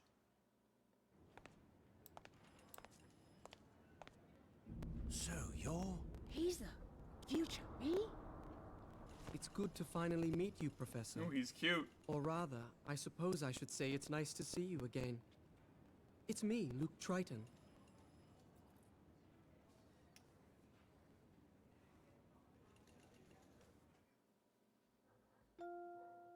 Hello, Luke. Hi, Professor. Oh, you're talking to him. This is going to take some getting used to. I can't believe how small I used to be. I'm not that small. So tell me, why exactly did you go through such pains to bring us here? I'll be happy to tell you in just a moment. But before that, I'd just like to verify that I'm dealing with the real Professor Layton here. Who else would I be? Allow me to explain. In my London, it's rare to find someone who doesn't know the name Herschel Layton. In fact, many imposters have come forth recently claiming to be him. Are you saying you think the Professor is a fraud? Professor, if you think back on our adventures together, you may recall a man named Don Paolo. As you know, he was a master of disguise. How do I know the man before me now isn't Don Paolo in another of his costumes?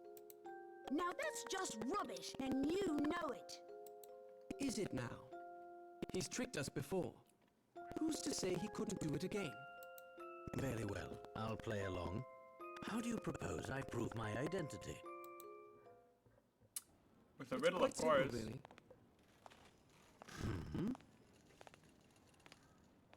Professor, I challenge you to a battle of wits.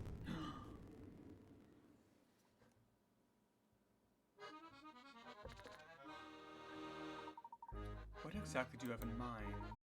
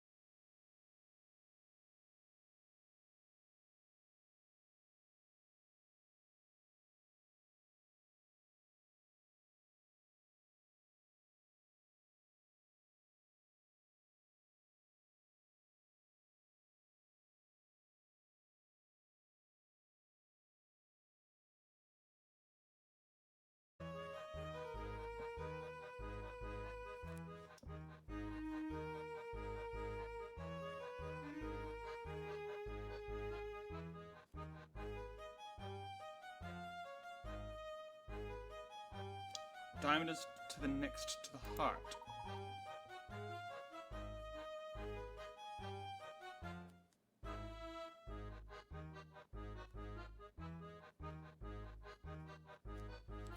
Club is far left or right. Find spade. If the club is directly to the right of a heart,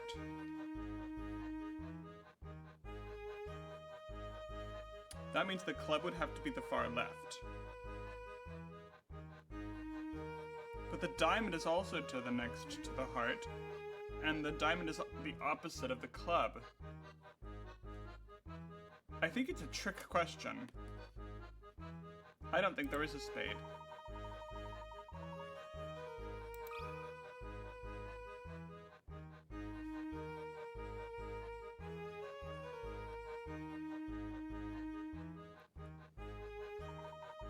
You almost had me there, but this puzzle's flawed. It's unsolvable. Is that so? I've several solutions, but none of them work. Oh, really? Did I ever state that the 4 cards contained a spade? There is no spade.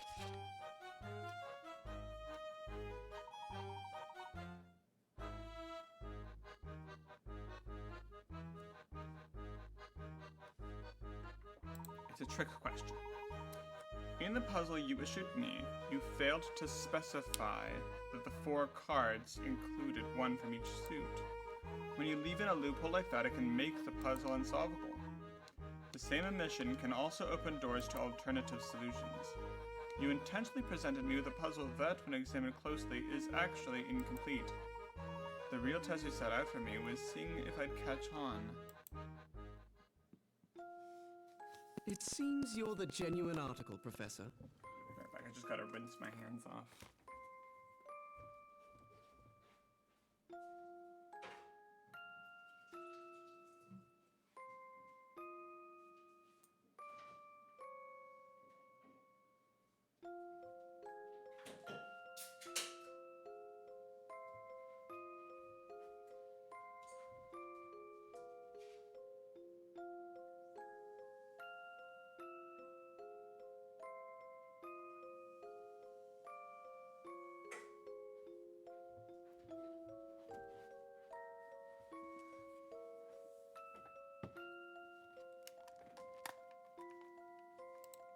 I'm glad to see that I've finally convinced you.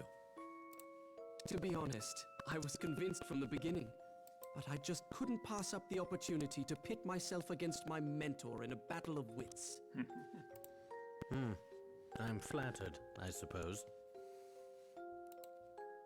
Out with it already. Why did you call us here?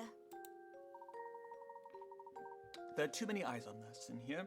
There's a supply room in the back where we can talk. Follow me.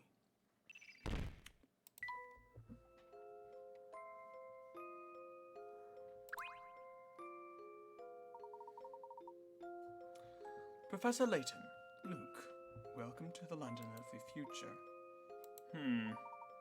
Still not convinced?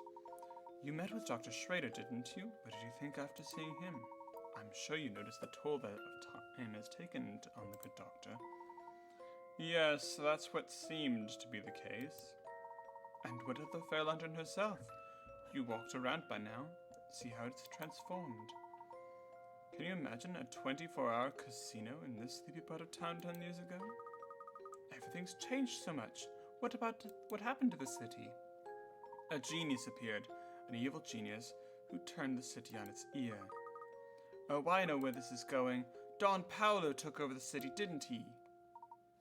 Don Paolo? Oh, I'm talking about a truly brilliant man. Some of the 3 of us know quite well. Well, if it's not Don Paolo, then who is it? What do you think, Professor? I'm not sure. I thought you'd say that. Who is it? I've got to know. His name is Herschel Layton. The evil genius is you, Professor. What? I was afraid you were going to say that. Can't be right. I'm sad to say there's no mistake here. They call him the devil in the top hat, and he rules London from the shadows. It's common knowledge to everyone in London.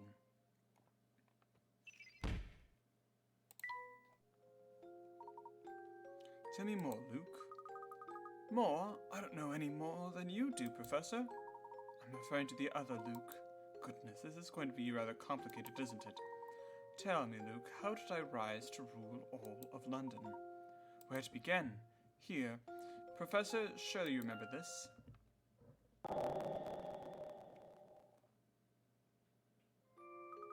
Of course, this is the article about the accident that happened just the other day. Huh. Yes, to you two, I suppose, it was just the other day. However, it's been a full 10 years since. Whoa. It's a dark period for London. You see, the Prime Minister vanished, leaving Parliament in chaos. Everyone in Parliament is in a state of panic, or in our time, I mean. Professor, you yourself witnessed the accident that changed London forever. The demonstration was a total failure.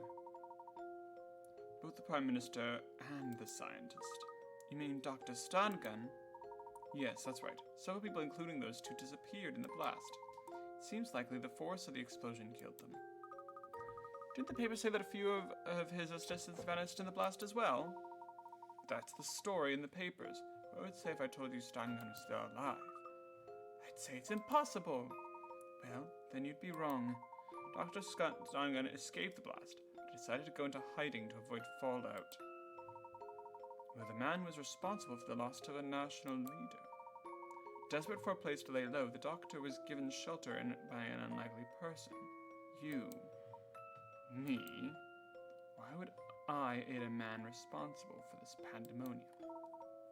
My question exactly.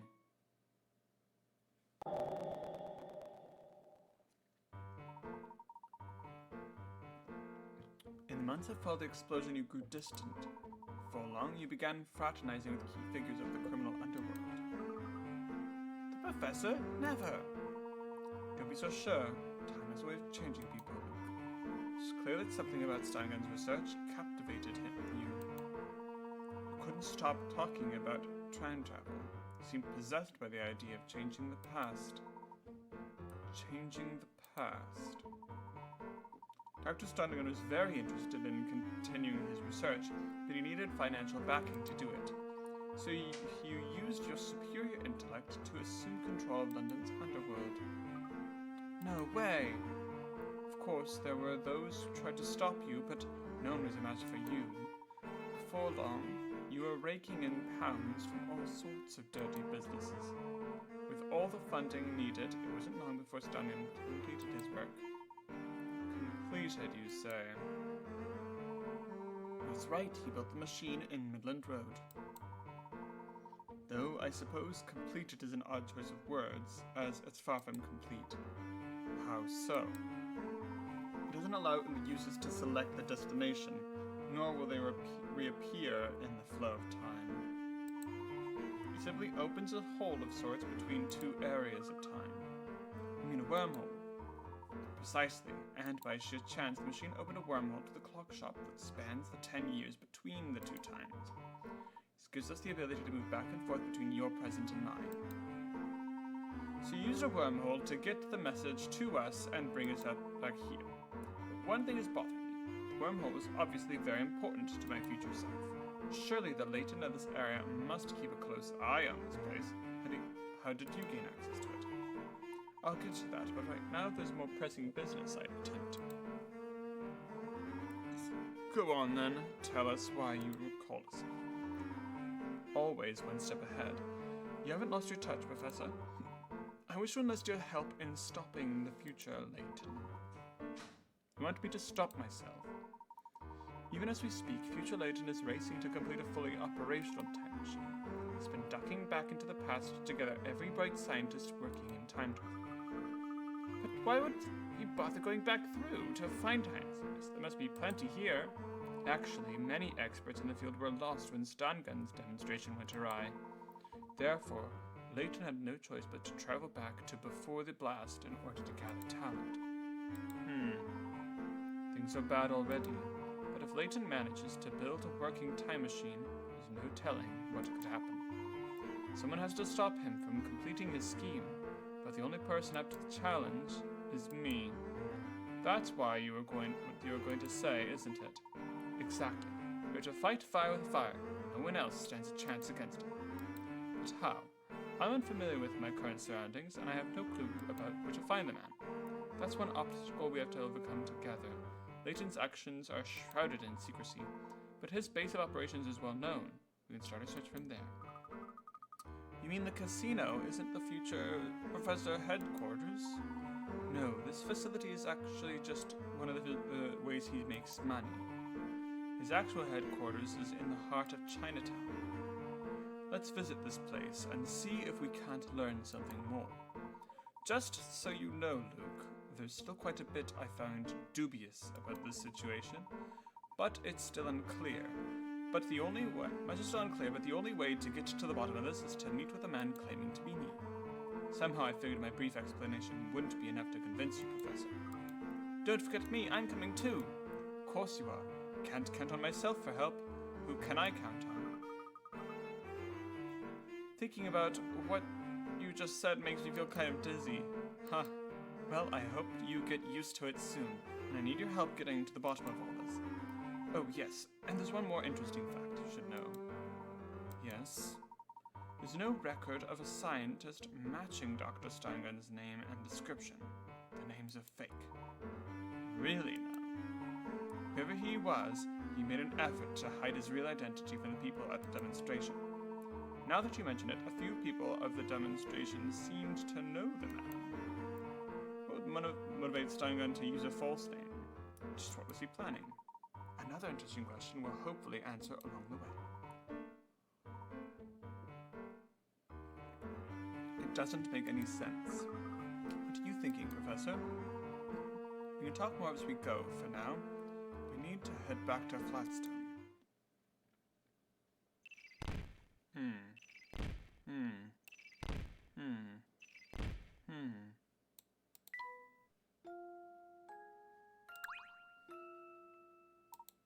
Come on, let's go.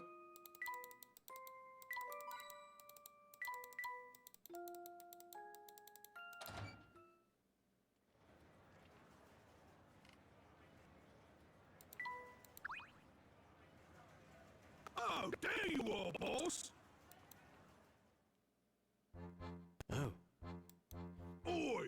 What are you doing wearing the boss's getup? This your idea of a joke? What do you mean? If it's Layton, people don't really change all that much in appearance in 10 years. Especially a guy like Layton who's not all that old. no, not at all. Come to think of it, I don't think I've seen any of you round here before. Yes, well, we don't often get a chance to visit this fine establishment of yours. Dunno about that, but I'm gonna need you to come with me for some questioning. This way, you three. Professor, run away while you can! Oh, Quickly, you two, this way. Don't let him escape! Yeah? Don't let him escape!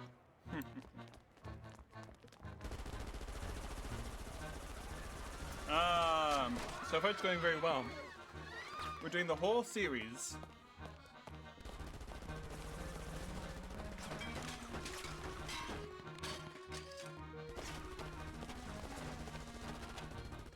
we're surrounded, Professor. Calm yourself, Luke.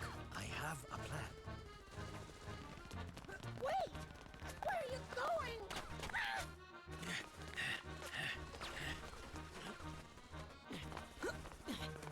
Do you Nice see a roll. way out of this? I do, but I'll need your help.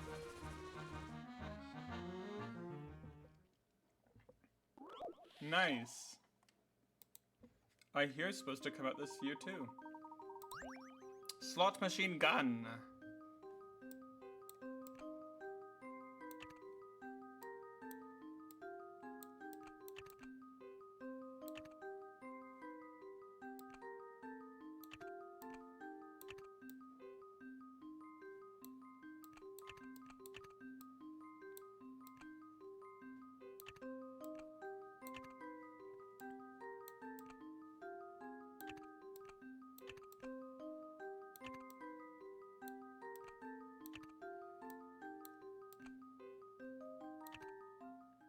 I've got a good feeling about this one.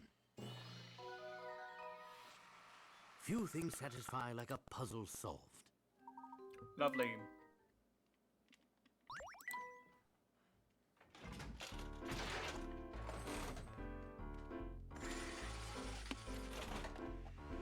Oh my.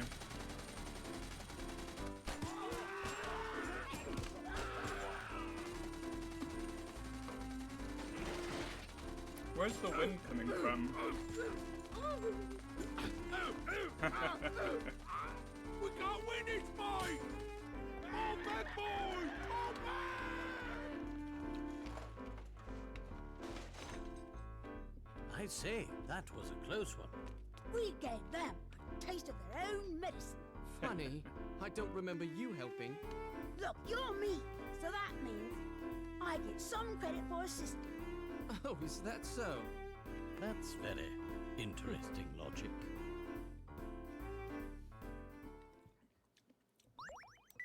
Ooh, sweet.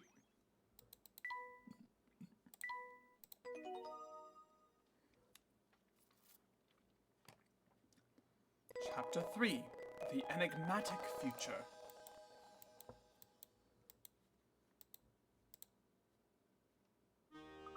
So, Mr. Triton, where are we heading? Luke, please call me anything but Mr. Triton. It's really strange being called up by myself.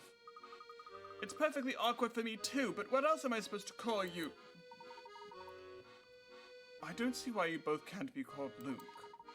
Should you need to distinguish, I guess you could say Big Luke and Little Luke.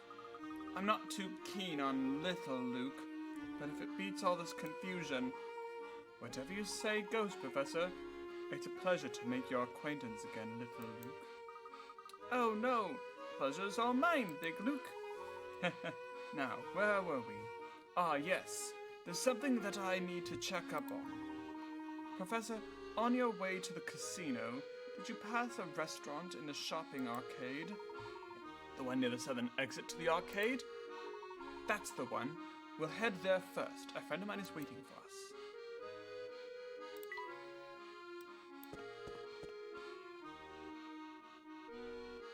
Hello?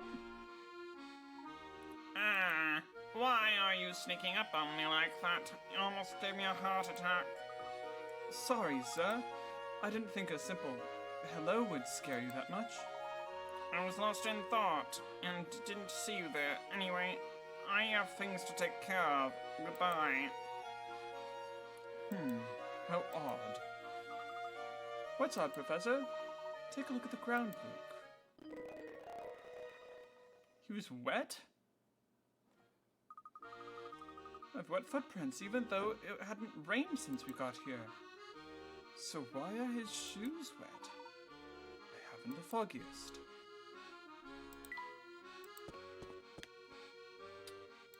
We need to go back to the hospital real quick.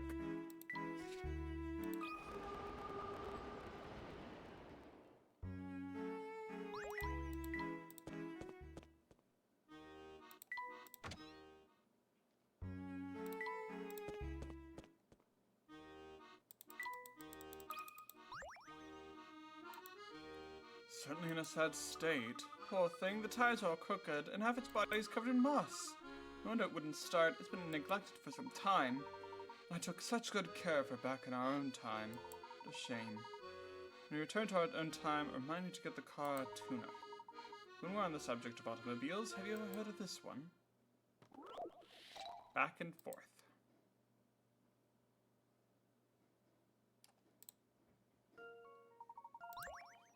The travelers shown below are an hour away from their destination. 12 people are divided into 6 cars that seat 6 people. But one of the cars just broke down, leaving only one vehicle for the rest of the trip. Using just the one car to drive back and forth, how many hours will it take to get everyone to their destination? Okay. So, point A and a point B. They do the first trip. which is 1 hour.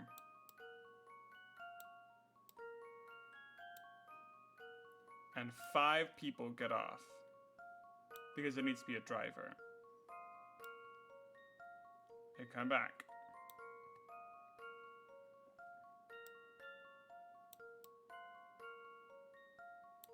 $12 minus 5 is 7. Right, there's 6 plus 1 is 7.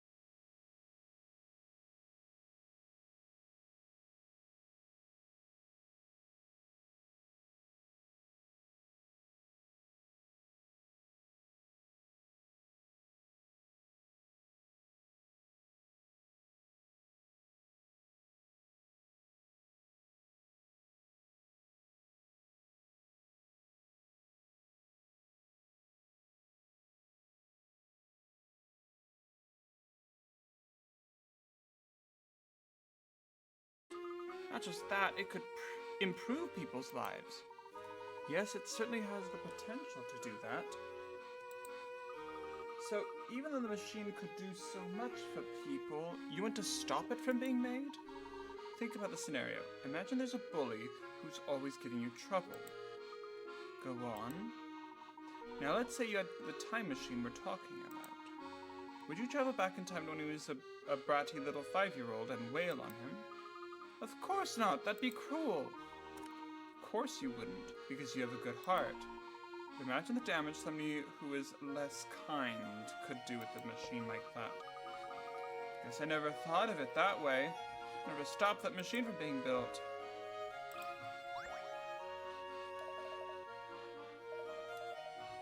Oh, there you are, Flukykins. Now I've missed the sound of your sweet, sweet voice. Belle, I'm begging you to listen. My name is Luke, with an L. Oh, what's in a name anyhow? All that matters is I love you, Fluky Poo. Don't you feel lucky to have met your soulmate so early in your young life? 'Cause you should. 'Cause you should! Listen, Belle, I think maybe you've got the wrong idea. Big dreams for our future? You bet I do. Now, if only I could get this plan of our house right. Our dream house. An empty lot below is aligned with wooden stakes, forming a grid of squares. Your job is to stretch ropes between them, so a 4-person family is planning to build a house with 4 identically shaped rooms. Let's complete this puzzle using the entire plot. 5 ropes or less. A rope that traverses multiple stakes in a straight line counts as 1 rope.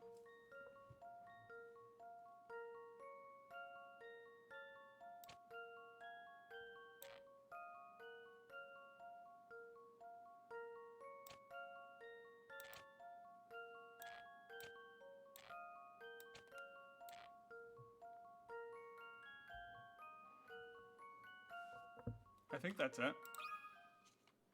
Here's my answer. I knew it!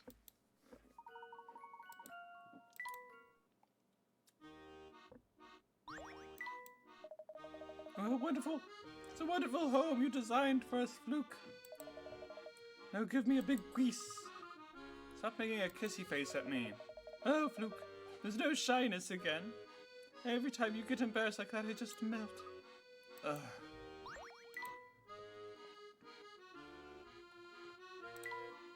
Let's...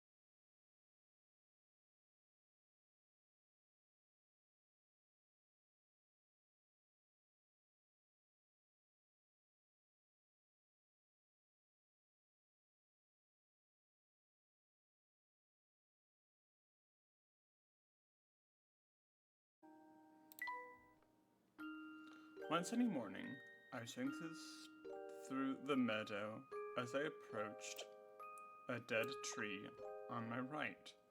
I noticed a purple thing in the middle of the hat and a yellow thing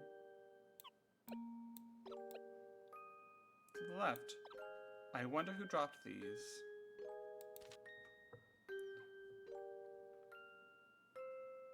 I walked to a square with a plum tree. Next to the plum tree, I saw a person frantically picking something up. I'm looking for someone who's dropped some items. Have you noticed anyone who fits the description? The mustached man glanced at the item and said, "Oh my, that's where my hat went. Thank you for returning it to me. Take this," as a way of saying thanks. "It fell from this plum. Take this plum."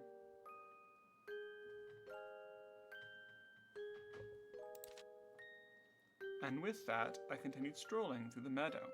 After a short time, I bumped into a young girl.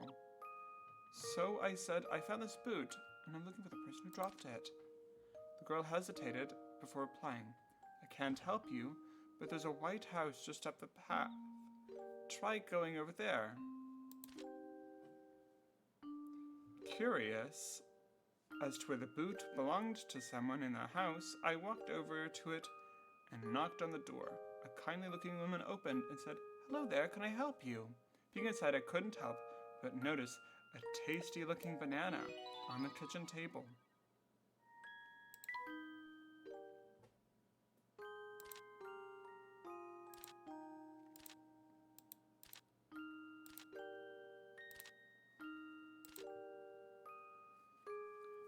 Peeking inside, I couldn't help but notice there was a tasty-looking banana on the table.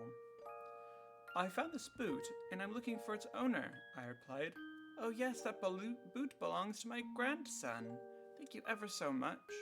She then handed me a banana on the table as a reward. It was a good day. I returned 2 lost items to their owners and received a delicious plum and a banana as a reward. I was so happy that I couldn't help but whistle, and I felt like I could walk all day long. Aww.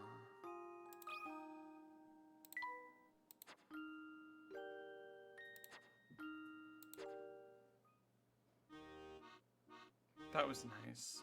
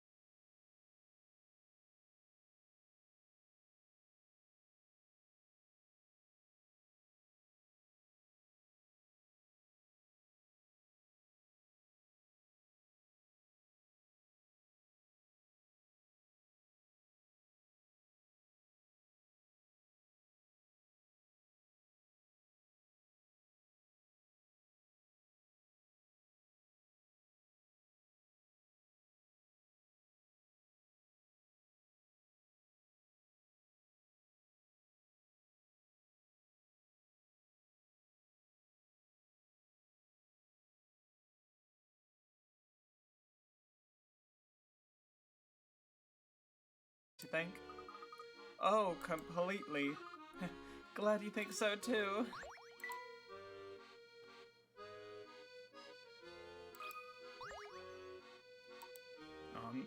Man. Why the long face? Posture just gave me an earful for loafing. He said a monkey could do a better job than me. Some leader, right? He really knows how to boost morale, doesn't he? Wait a sec. Why am I spilling my family secrets to you? I'm not quite sure. Oh, think you're pretty smart getting me to open up like that, eh?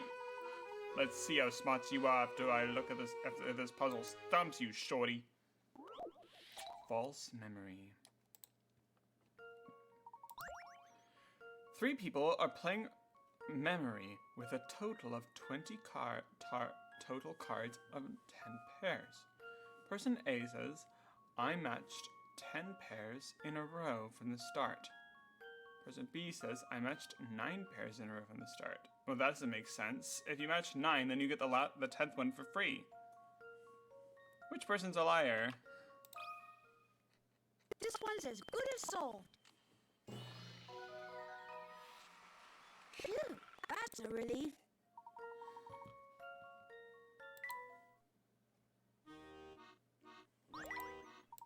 Wow, that dopey expression of yours really threw me off, kid. But you're smarter than you look.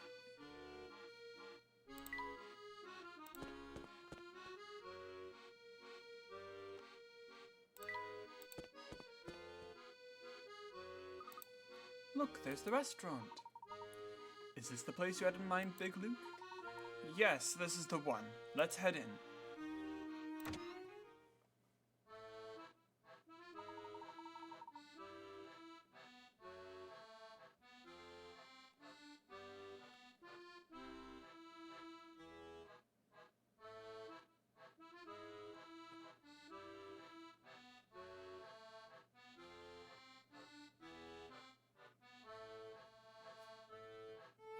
Luke, did you see the man in the black over there? Doesn't he seem familiar? Yeah, he's the one who brought us that letter. Sorry to keep you waiting, Shipley. Not at all. Just got here a moment ago myself.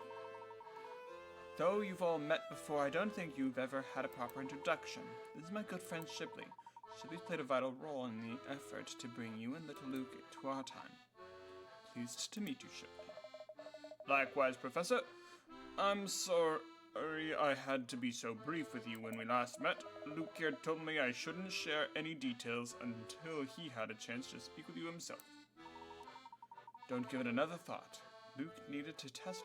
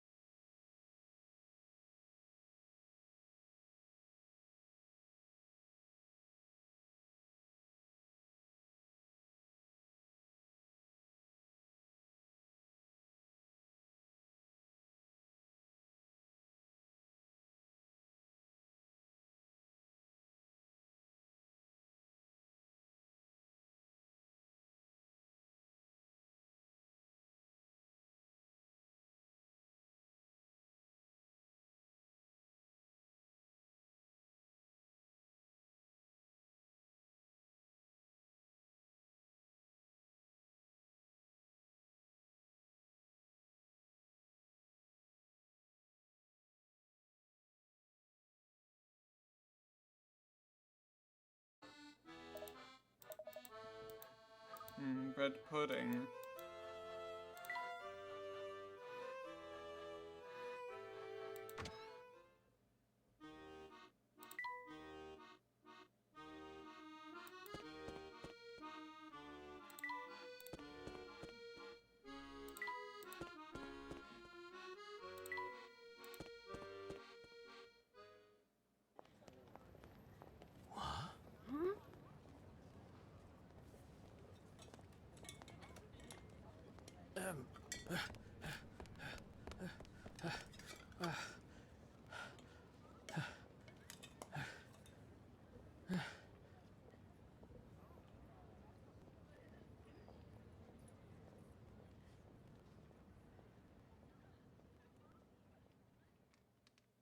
Here you go. What's this now? Open it and see.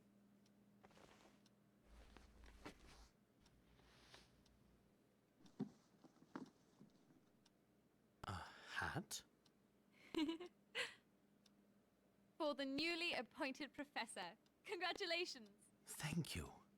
Ah. You're a fully fledged member of the academic community now. So you've got to look the part. Very dashing, Herschel. The picture of a true gentleman. A true gentleman? No, leave it on. It suits you. It really does. So no taking it off. Oh, look at the time. I didn't realize how late it was. I have to go to the lab. We're running a very important experiment today. Let's continue this celebration over dinner tonight. Oh, and promise me you'll wear the hat. It's not your usual style, but keep an open mind. After all, isn't that what a gentleman does? What a sweetheart.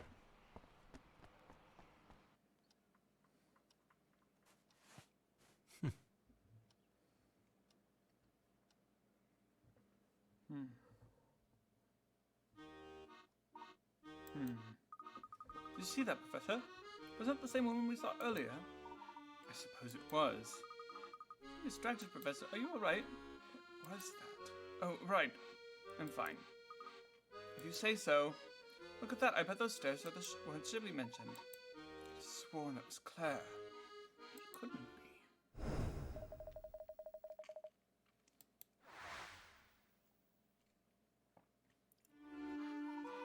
Perhaps the Prime Minister wasn't abducted 10 years ago. Could he have been brought to the future? Like Luke and me? What if all that talk of time travel is real? If so, maybe that was Claire. Defies all logic. Claire can't be here. That awful day. There's no way.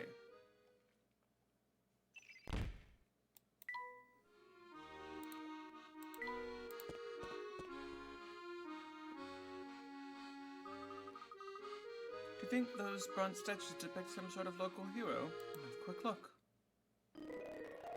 Huh, it looks like Luke and Leighton. He has the same hat as yours. He does. And if the statue does, that means you're the boy there. Doesn't look a thing like me. Oh, there's a description. Friend here was a famous author. An author, you say, not a professor? Can you imagine if he was? Now, that would be quite the coincidence. Let's see what else it says. He's to write big, complicated books, but that all changed because of the boy here. The boy was sick, and to cheer him up, the man wrote an adventure novel for people of all ages.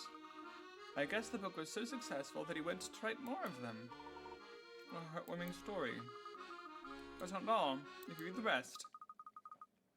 In the end, the little boy was taken by his illness. However, the extraordinary friendship between the author and the boy would remain forever. Oh, I can't believe how sad that ending is. There, it's not all bad, my boy. It sounds like the two found true friendship in each other. Some people go through their whole lives without experiencing that. I suppose so. It's still sad, though. Look, in memory of an extraordinary and everlasting friendship. Wouldn't it be wonderful if friendships grew to those heights? What do you mean, if? Our friendship is already extraordinary and everlasting. Now, Luke, I didn't mean to ruffle your feathers. We're very good friends. You're not upset, are you? Why would I ever be upset? Anyway, we better get going. Oh dear. You know the statue here? Reminds you of a puzzle? Precisely. Let me share it with you. Broken lance. One of them is broken. Ugh.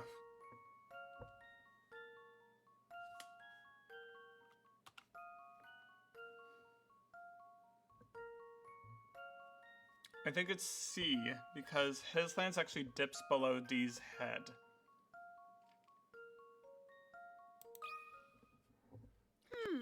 How about this? Phew, that's a relief.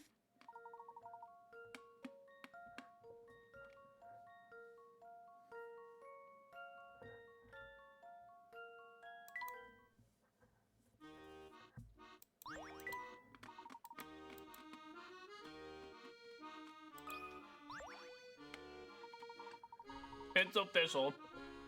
I'm a genius. Just listen to this puzzle I thought up. It's a real gem. Brothers and sisters.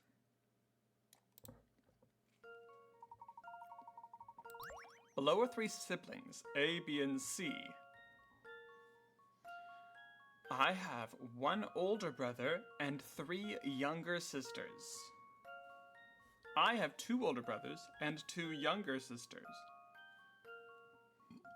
I have 3 older brothers and 1 younger sister. For all the statements to be true, it's the smallest possible number of siblings there can be in the family. Well, there has to be 3 brothers and 3 sisters. So, there's to be 6.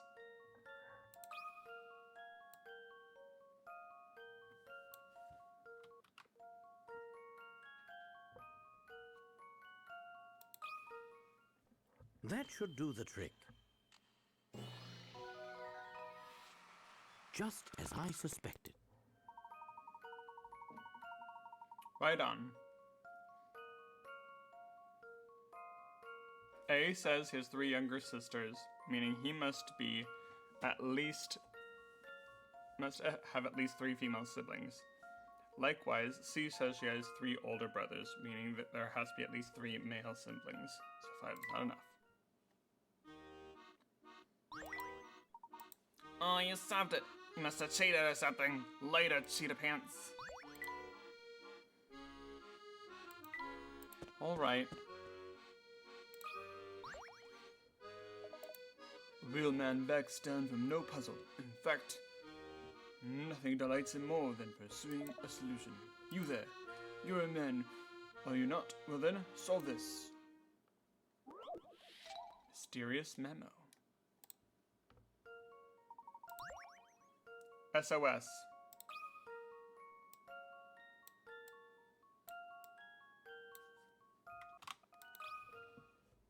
That should do the trick. Well, that's settled.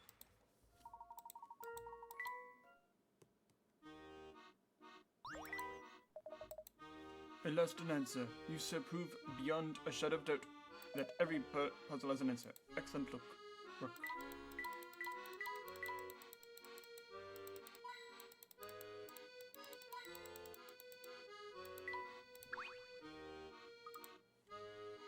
Is this really the way to Chinatown? It's awfully dirty and dark. Why the sudden apprehension? Does this place frighten you? Me? Scared? No way. I just want to get out of here. Let's go. Now, Luke, don't just run off. Be careful, you could slip. Whoa! Ow! Oh dear, what did I just tell you? Professor, are you smiling? Smiling? Me? Certainly not. Are you quite alright? I just banged my knee a little. I'll walk it off. Oh, good. I was worried for a moment. Let's start over.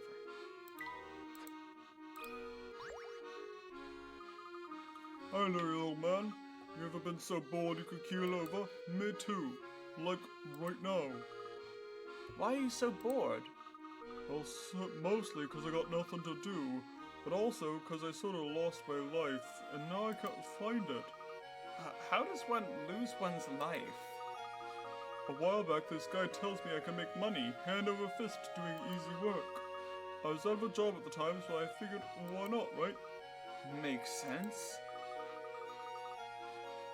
Yeah, I think so too, until I realized my sweetheart gig isn't so sweet, you know?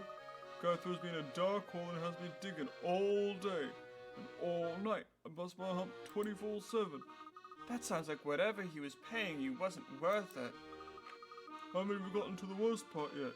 When I finally finished the job, I head home, right? But everything gets all switched around. While I'm in the hole, and I can't find my family or my house. Oh my gosh! Maybe you traveled through time like we did. What, not? I don't really follow you, but I do know I've been out here on my own for a while. Only thing I've got to pass the time here are puzzles. I do, yeah.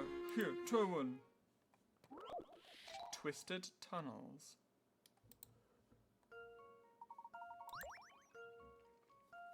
You dug a bunch of tunnels, but they turned out to be so convoluted as an ant farm. You have to connect A to A and B to B and C to C. And you can't use the same path twice. However, the only way to do so is to make one connection go above ground. Which is it? A, B, or C?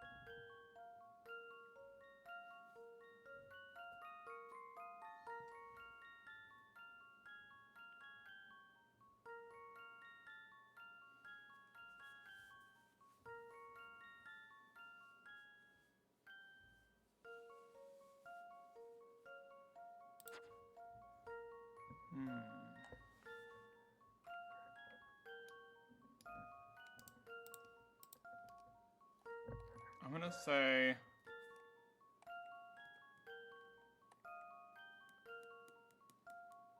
I'm gonna say C.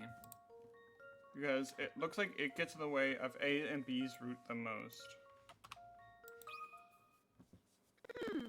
How about this? Phew, that's a relief.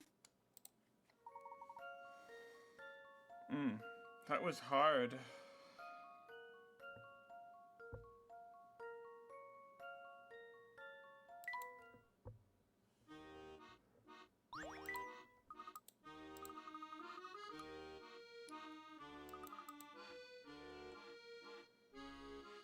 Wish I could see the scamp. That's strange. How would you be digging a hole and suddenly be traveled into the future? Looks like we're right on track. Here's the Thames. Indeed, and looks majestic as ever. I suppose some parts of London never change, even after... Hey, what's that over there? You noticed it too. That's the...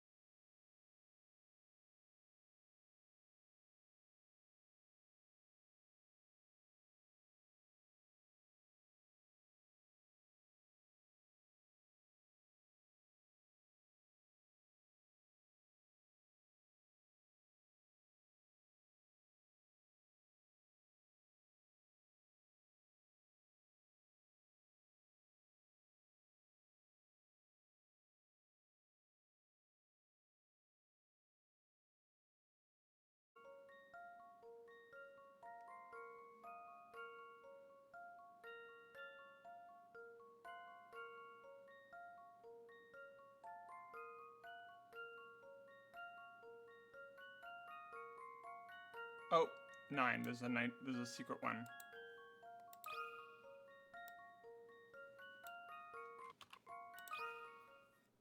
Here's my answer. Bam. No puzzle can stop Leighton's apprentice.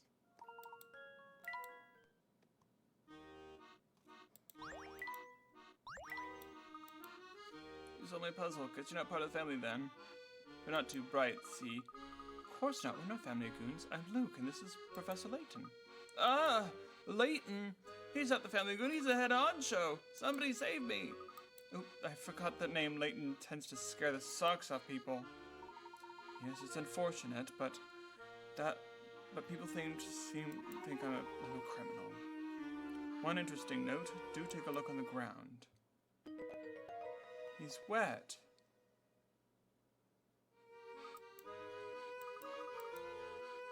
He was all wet. Must be chilly.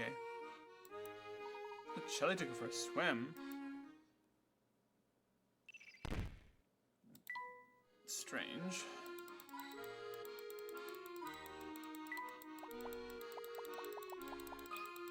Ooh. The lucky day. It's a hidden puzzle. 152.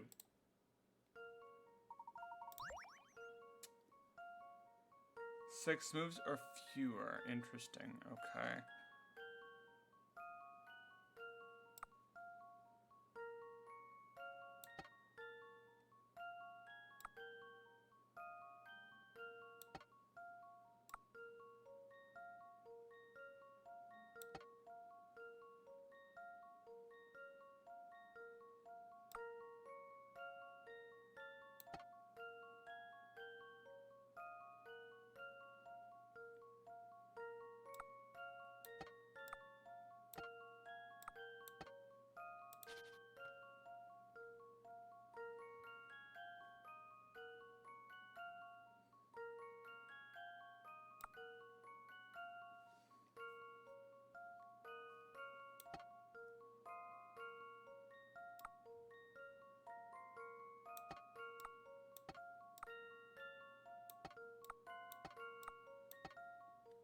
I've got a good feeling about this one.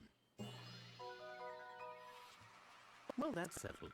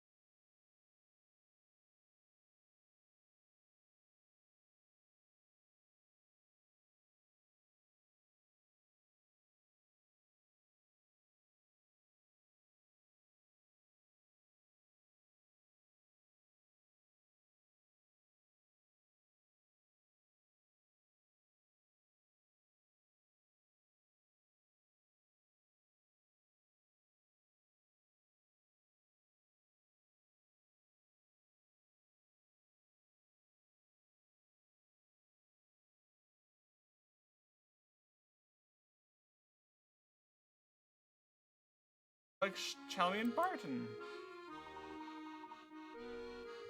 Similarities are quite striking. The guy in charge, check. Short assistant, check. I wouldn't be taking too kindly to being told you resemble the criminal. Speaking of the inspector, do those presents at the event seem odd to you? The event? Do you mean the time machine demonstration? Yes, why do you suppose a police inspector was invited to an event like that in the first place? Well, he cracked quite a few tough cases. Maybe his celebrity status got him invited. It's the same thing after all. Pseudo-celebrity status is what got you and me our tickets. Nonsense. You're the great Professor Layton. Very model of a modern-day gentleman. I hate to say it, Luke, but I think you're not the only one who'd heap that kind of praise on me. From what I saw, almost everyone there was part of London's upper class, or the media. The inspector and I were clear exceptions to an otherwise homogeneous list of names. So the question is before us. Why did Dr. Steingun, whoever he is, invite the inspector and me? What I wouldn't give to hear the inspector's take on the event. Yeah, it is too bad we'd have to go back to our own time to ask him. Wait a second. What if the inspector is working here in the future? Professor, there you are. Ah, hello, Luke. I couldn't help but overhear you as I ran up. Did you say you'd like to meet with the inspector? Yes, ideally we would meet him back in our time. The events of 10 years ago are still fresh. I think we can make that happen. But how? Let's continue this conversation away from prying eyes, shall we? Why don't we head over to the wooded area to the west? Alright.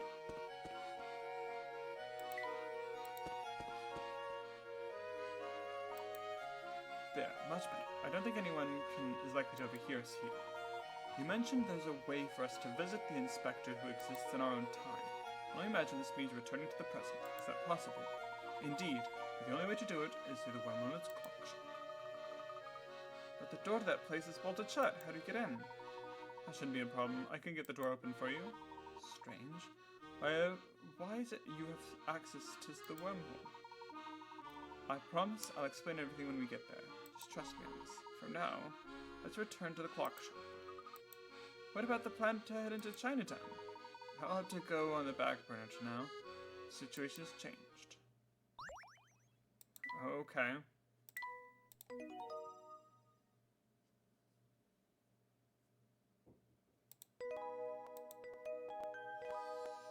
We're going back to the future. Or back to the present.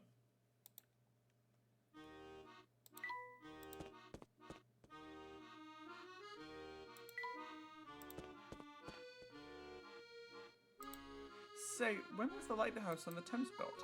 About 5 or so years ago. Anyone complain about the lighthouse's peculiar location? Building a structure like that in the middle of the Thames seems like it would do more harm than good. Make a good point, Professor. Enough chat about the city. We need to make it for the clock shop. Okay. I require your assistance. Okay. What's the matter?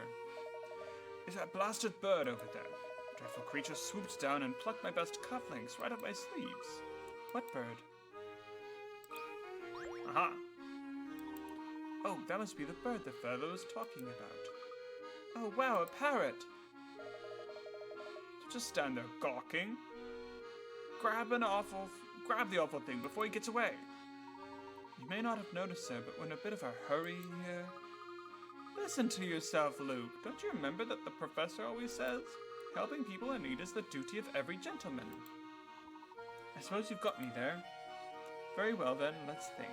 This bird clearly likes shiny objects. Tell me, sir, do you have anything shiny we can borrow for a moment?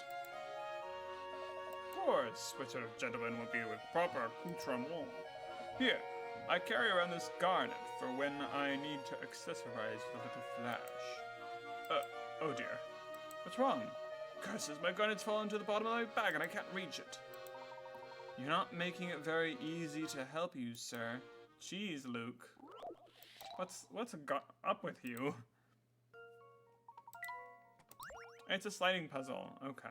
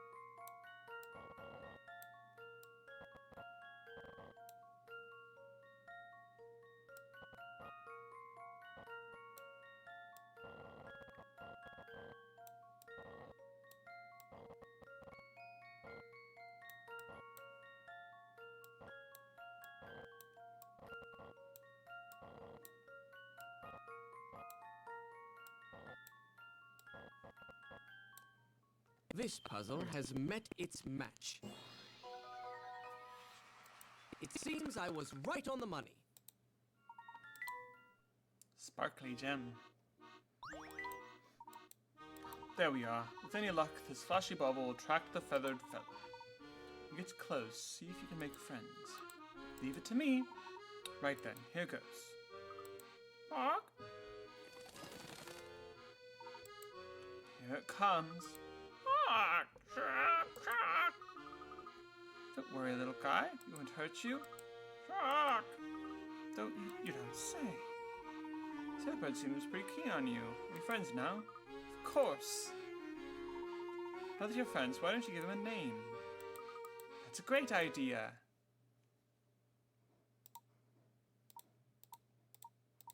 It's Mare, of course. Nice to meet you. I'm Mare. Right back at you. I'm Luke. Nice to meet you, Mare. Well done, Luke. That was amazing. Of course. What else would you expect from the apprentice of the great Professor Layton? Parrot minigame. Woo.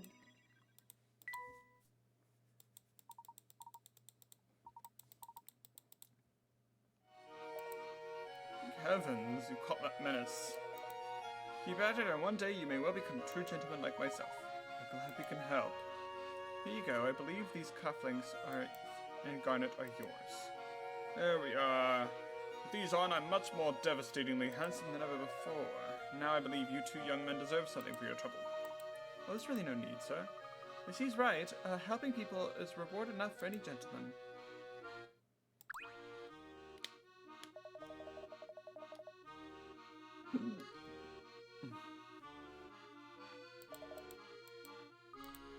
That's exciting. Last bell, radiant goddess. She'll know my heart's greatest secret. And that is to start with a clothing line for her. You see, though I am a stylish gentleman, one might argue the most stylish gentleman in town, no one has their finger on the pulse of fashion like teenage girls. What's more, every genius needs a muse. What more, Belle enters the picture. Good luck with that.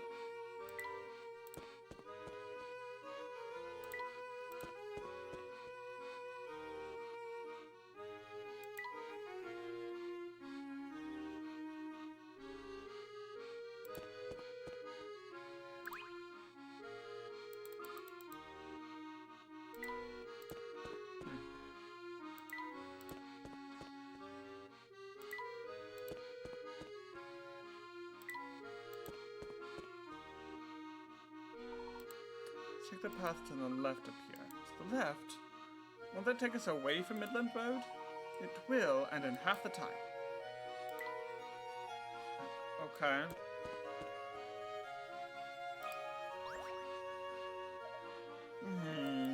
It seems you're staring at me. What do you need, boy? Oh, nothing, sir. I just saw you there and thought I'd say hello. Huh. You got some guts approaching me. That makes me laugh. It's been a while since I had myself a chuck like that. Let me thank you with a puzzle. Coat confusion. The four children below are playing in a park when they suddenly realized they needed to go home. In their haste, however, they mixed up their coats. I forgot my coat. Hey, A's name is written on this one.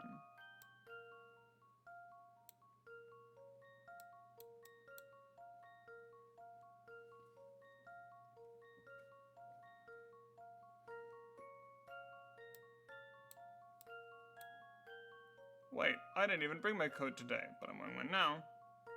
This definitely isn't my coat.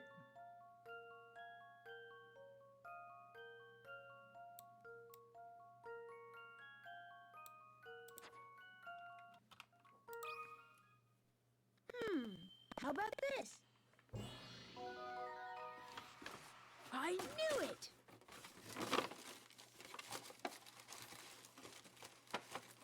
A true gentleman never leaves a puzzle unsolved.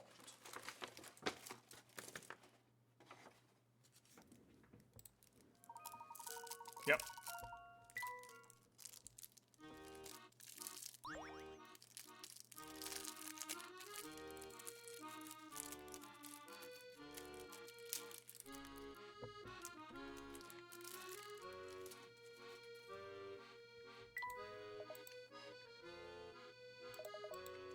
Do not be careless with things.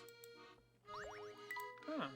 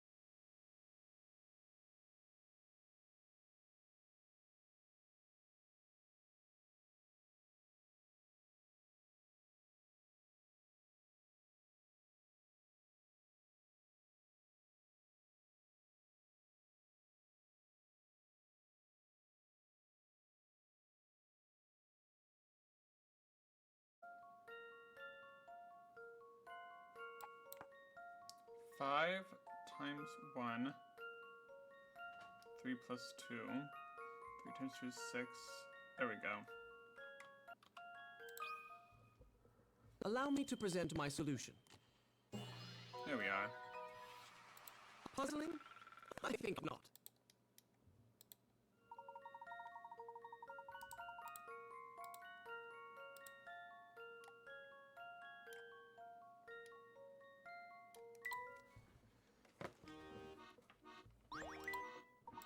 Wonderful work.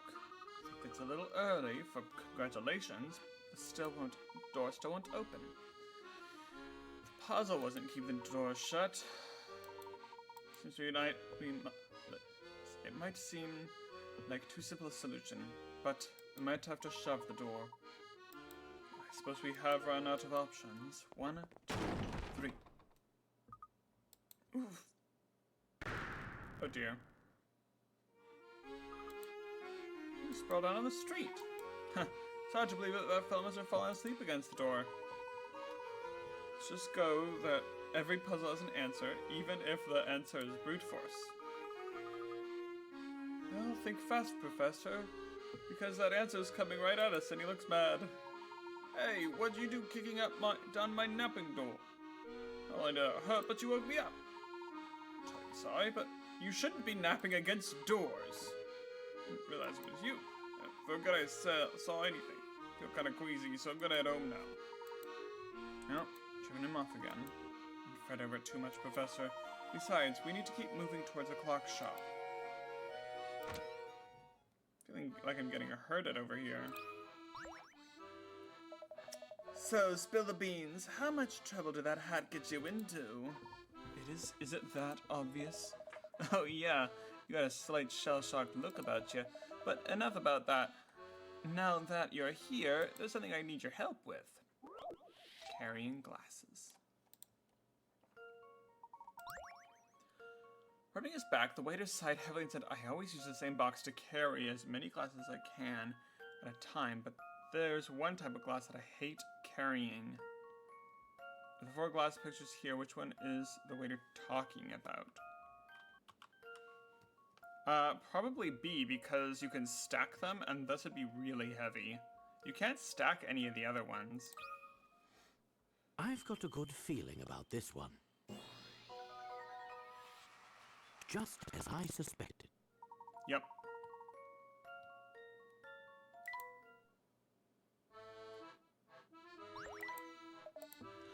Well, it's the story with that hat of yours, anyway. Must be awfully attached to it to keep it on, knowing the kind of trouble it can cause. You're quite right about that. I dare say this hat is one of my most prized possessions.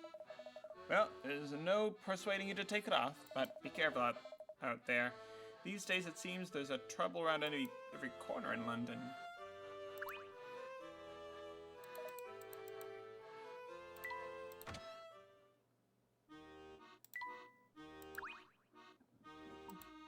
You haven't noticed that odd flower? Can't say. What's strange about it? I suppose it attracts puzzles. Like a Venus flytrap. Rumors say, but I've never seen it for myself. What do you say, Professor? You have to lose. Let's go. Oops.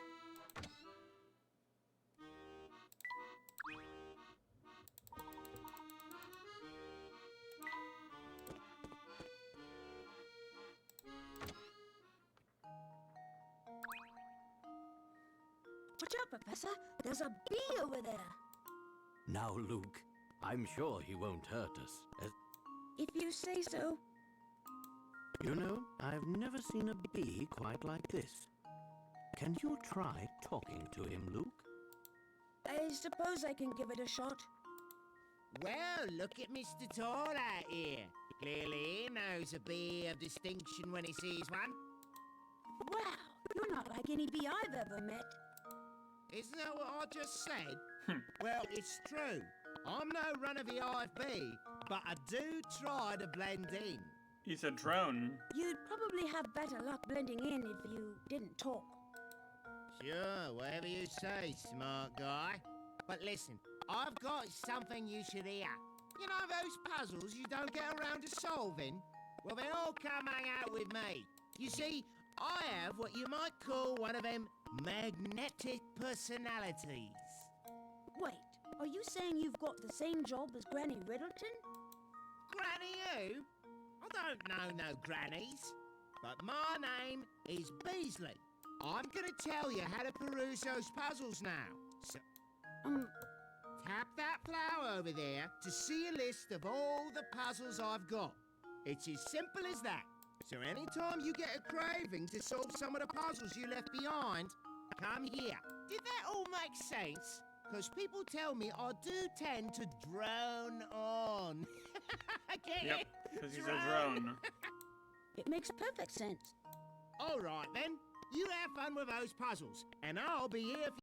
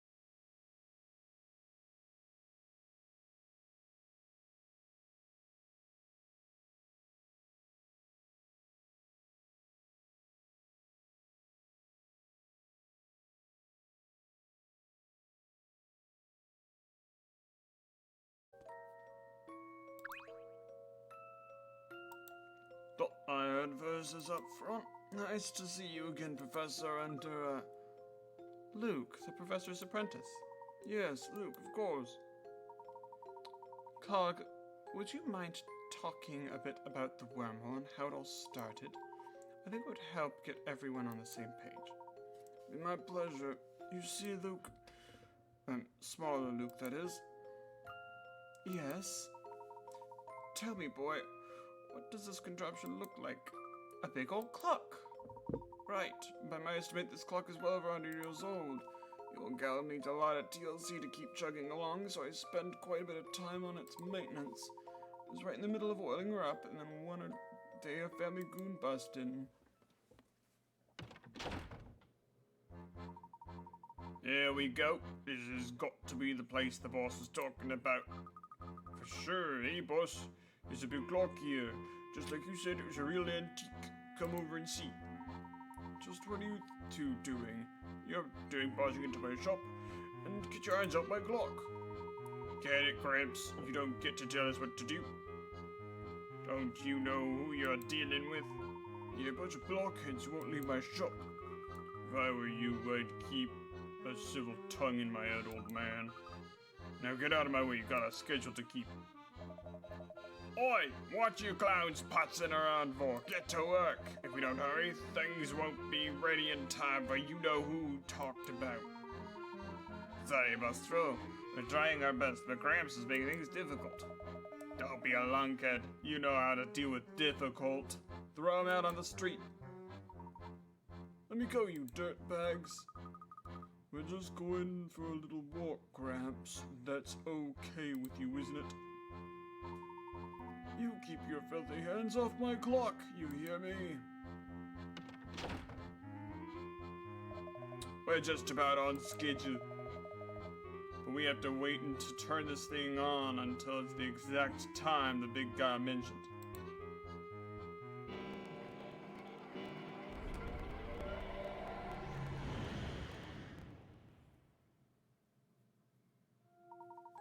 That's all I heard before those brutes tossed me out of my own shop. It wasn't until later that I found out what those thugs wanted from my little clock shop. So the family funded construction of a time machine by some scientists. I think the idea was to use it to create some sort of wormhole or warp point. But how did they manage to do that? Beats me. It's all mumbo jumbo, something like opening a vortex in the flow of time. Anyway, for whatever reason, the plan didn't go exactly as anticipated. I see. And somehow this hole in time manifested itself in or near this clock. It's the case, yep. The clock has been here ticking away for over 100 years. I guess that something about that clock's age caused the warp point to gravitate to this spot.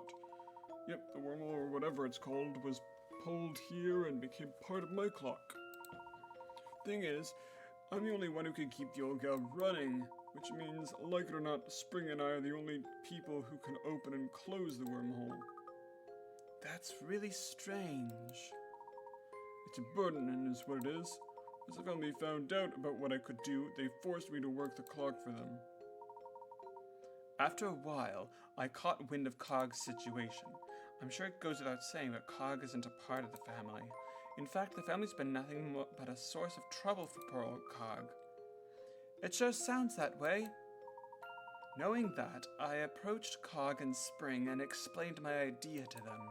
After getting them on board with my idea, Cog fired up the machine and helped get my message to you. And upon receiving your letter, my curiosity took myself and Luke on a journey that led us here. That's quite the plan you drummed up, Big Luke. Thank you, but it's about to get even more interesting. Oh?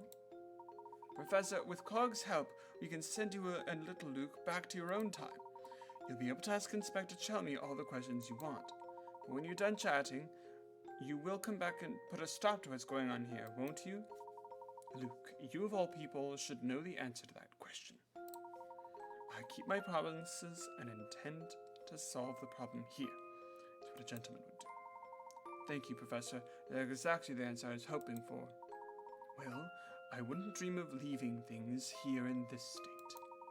You said it yourself, Big Luke. The only one who can stop Herschel Layton is Herschel himself. Huh, quite right. My apologies. I should have never doubted you.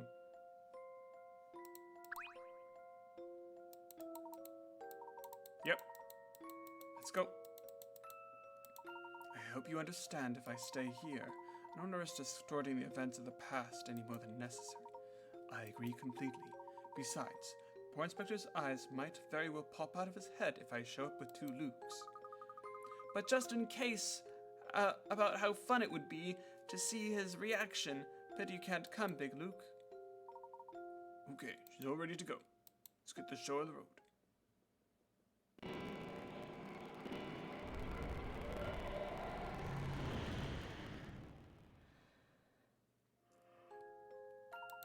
Hurry up. I feel sick. You'll be alright, you're positively green. feel sort of seasick. My ears are all stuffy and the ground feels like it's made of marshmallow. Yep, that's time sickness talking. First jump I made me feel the same way. Well, Cog, we're gonna head off now. Sounds good. I'll be here waiting for you. Just use that special knock and I'll let you in. Excellent. I was wondering how we'd contact you if we get back to our own time if we're out. There'll be a plan, all right. Now you should skedaddle. I'd like to get home in time for dinner.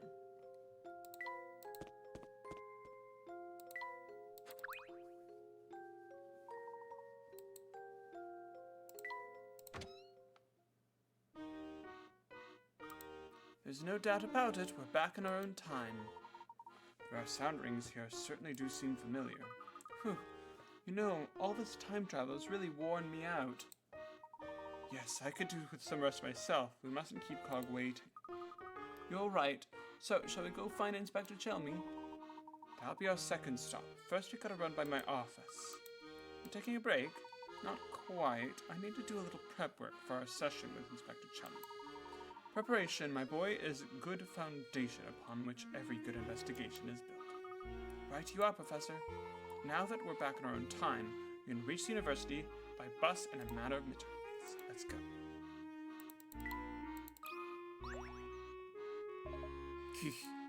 And how are you doing, young fella? Oh, hello there. Nice to see you again. Again? What's this again business? I just thought I'd give you some advice, is all. All right, shoot. Not many folks around here know this, but when you solve puzzles, you can earn these. Oh, if you're going to talk about Pika rats, we already know about them. Is that so? Well, big deal. Is not all that great secret anyway. Okay, well, we should really go now. We've got a lot to do. Wait, don't just run off like that. I have a puzzle. Yes, puzzle for you. Yes, here, take it. Find the clock tower.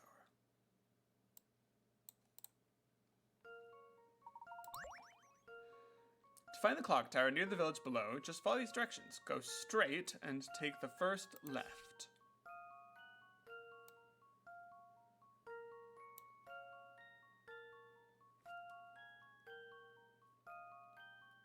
Take a right, take the next right, and it'll be right in front of you.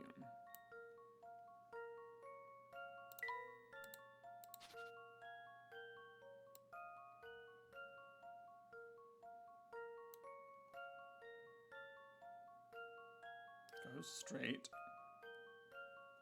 Take the first left. Next right.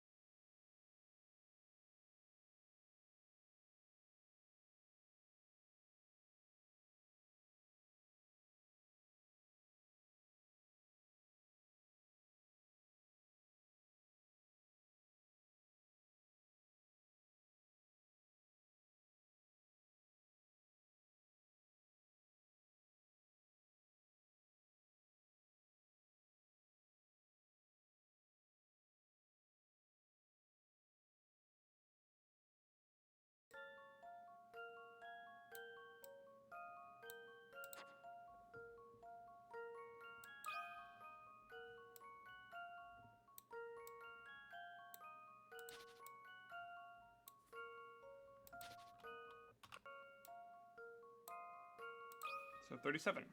Here's my answer. I knew it!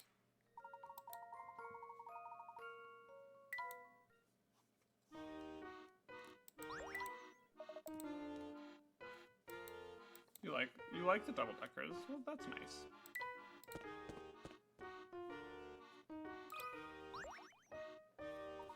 Well, hello again, Bright Eyes. I trust you found yourself some nice shiny hint coins. Yes, and your expert direction played no small role. Lovely. Glad I could be of help. But where's my thank you? Out with it already. Of course, please excuse me for not issuing proper thanks. Now, wait just a moment, Half-Pint. Who are you calling old?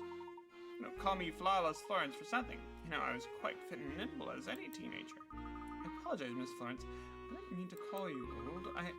I know how sensitive some seniors can get about their age. Seniors? Old? You just don't get it, do you? Looks like I'm gonna have to teach you an old lesson. Heartfelt heart.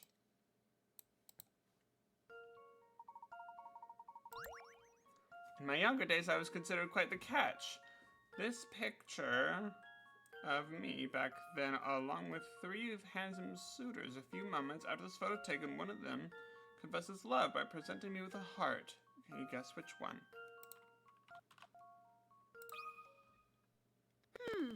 How about this?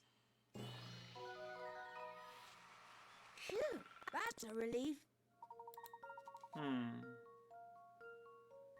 So creative. There's no inspiration like true love. You're smart. I do hope we run into each other again sometime. Now you're making me blush. You can sweet talk me if you like, but you should know I'm a married woman.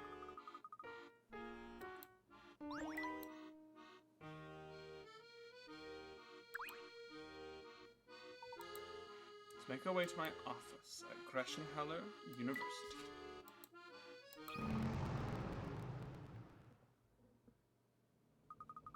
I have to admit that I've gotten a bit turned around with all this time traveling. What are we investigating now? Oh, feeling a bit discombobulated, my boy. I hardly blame you. It's not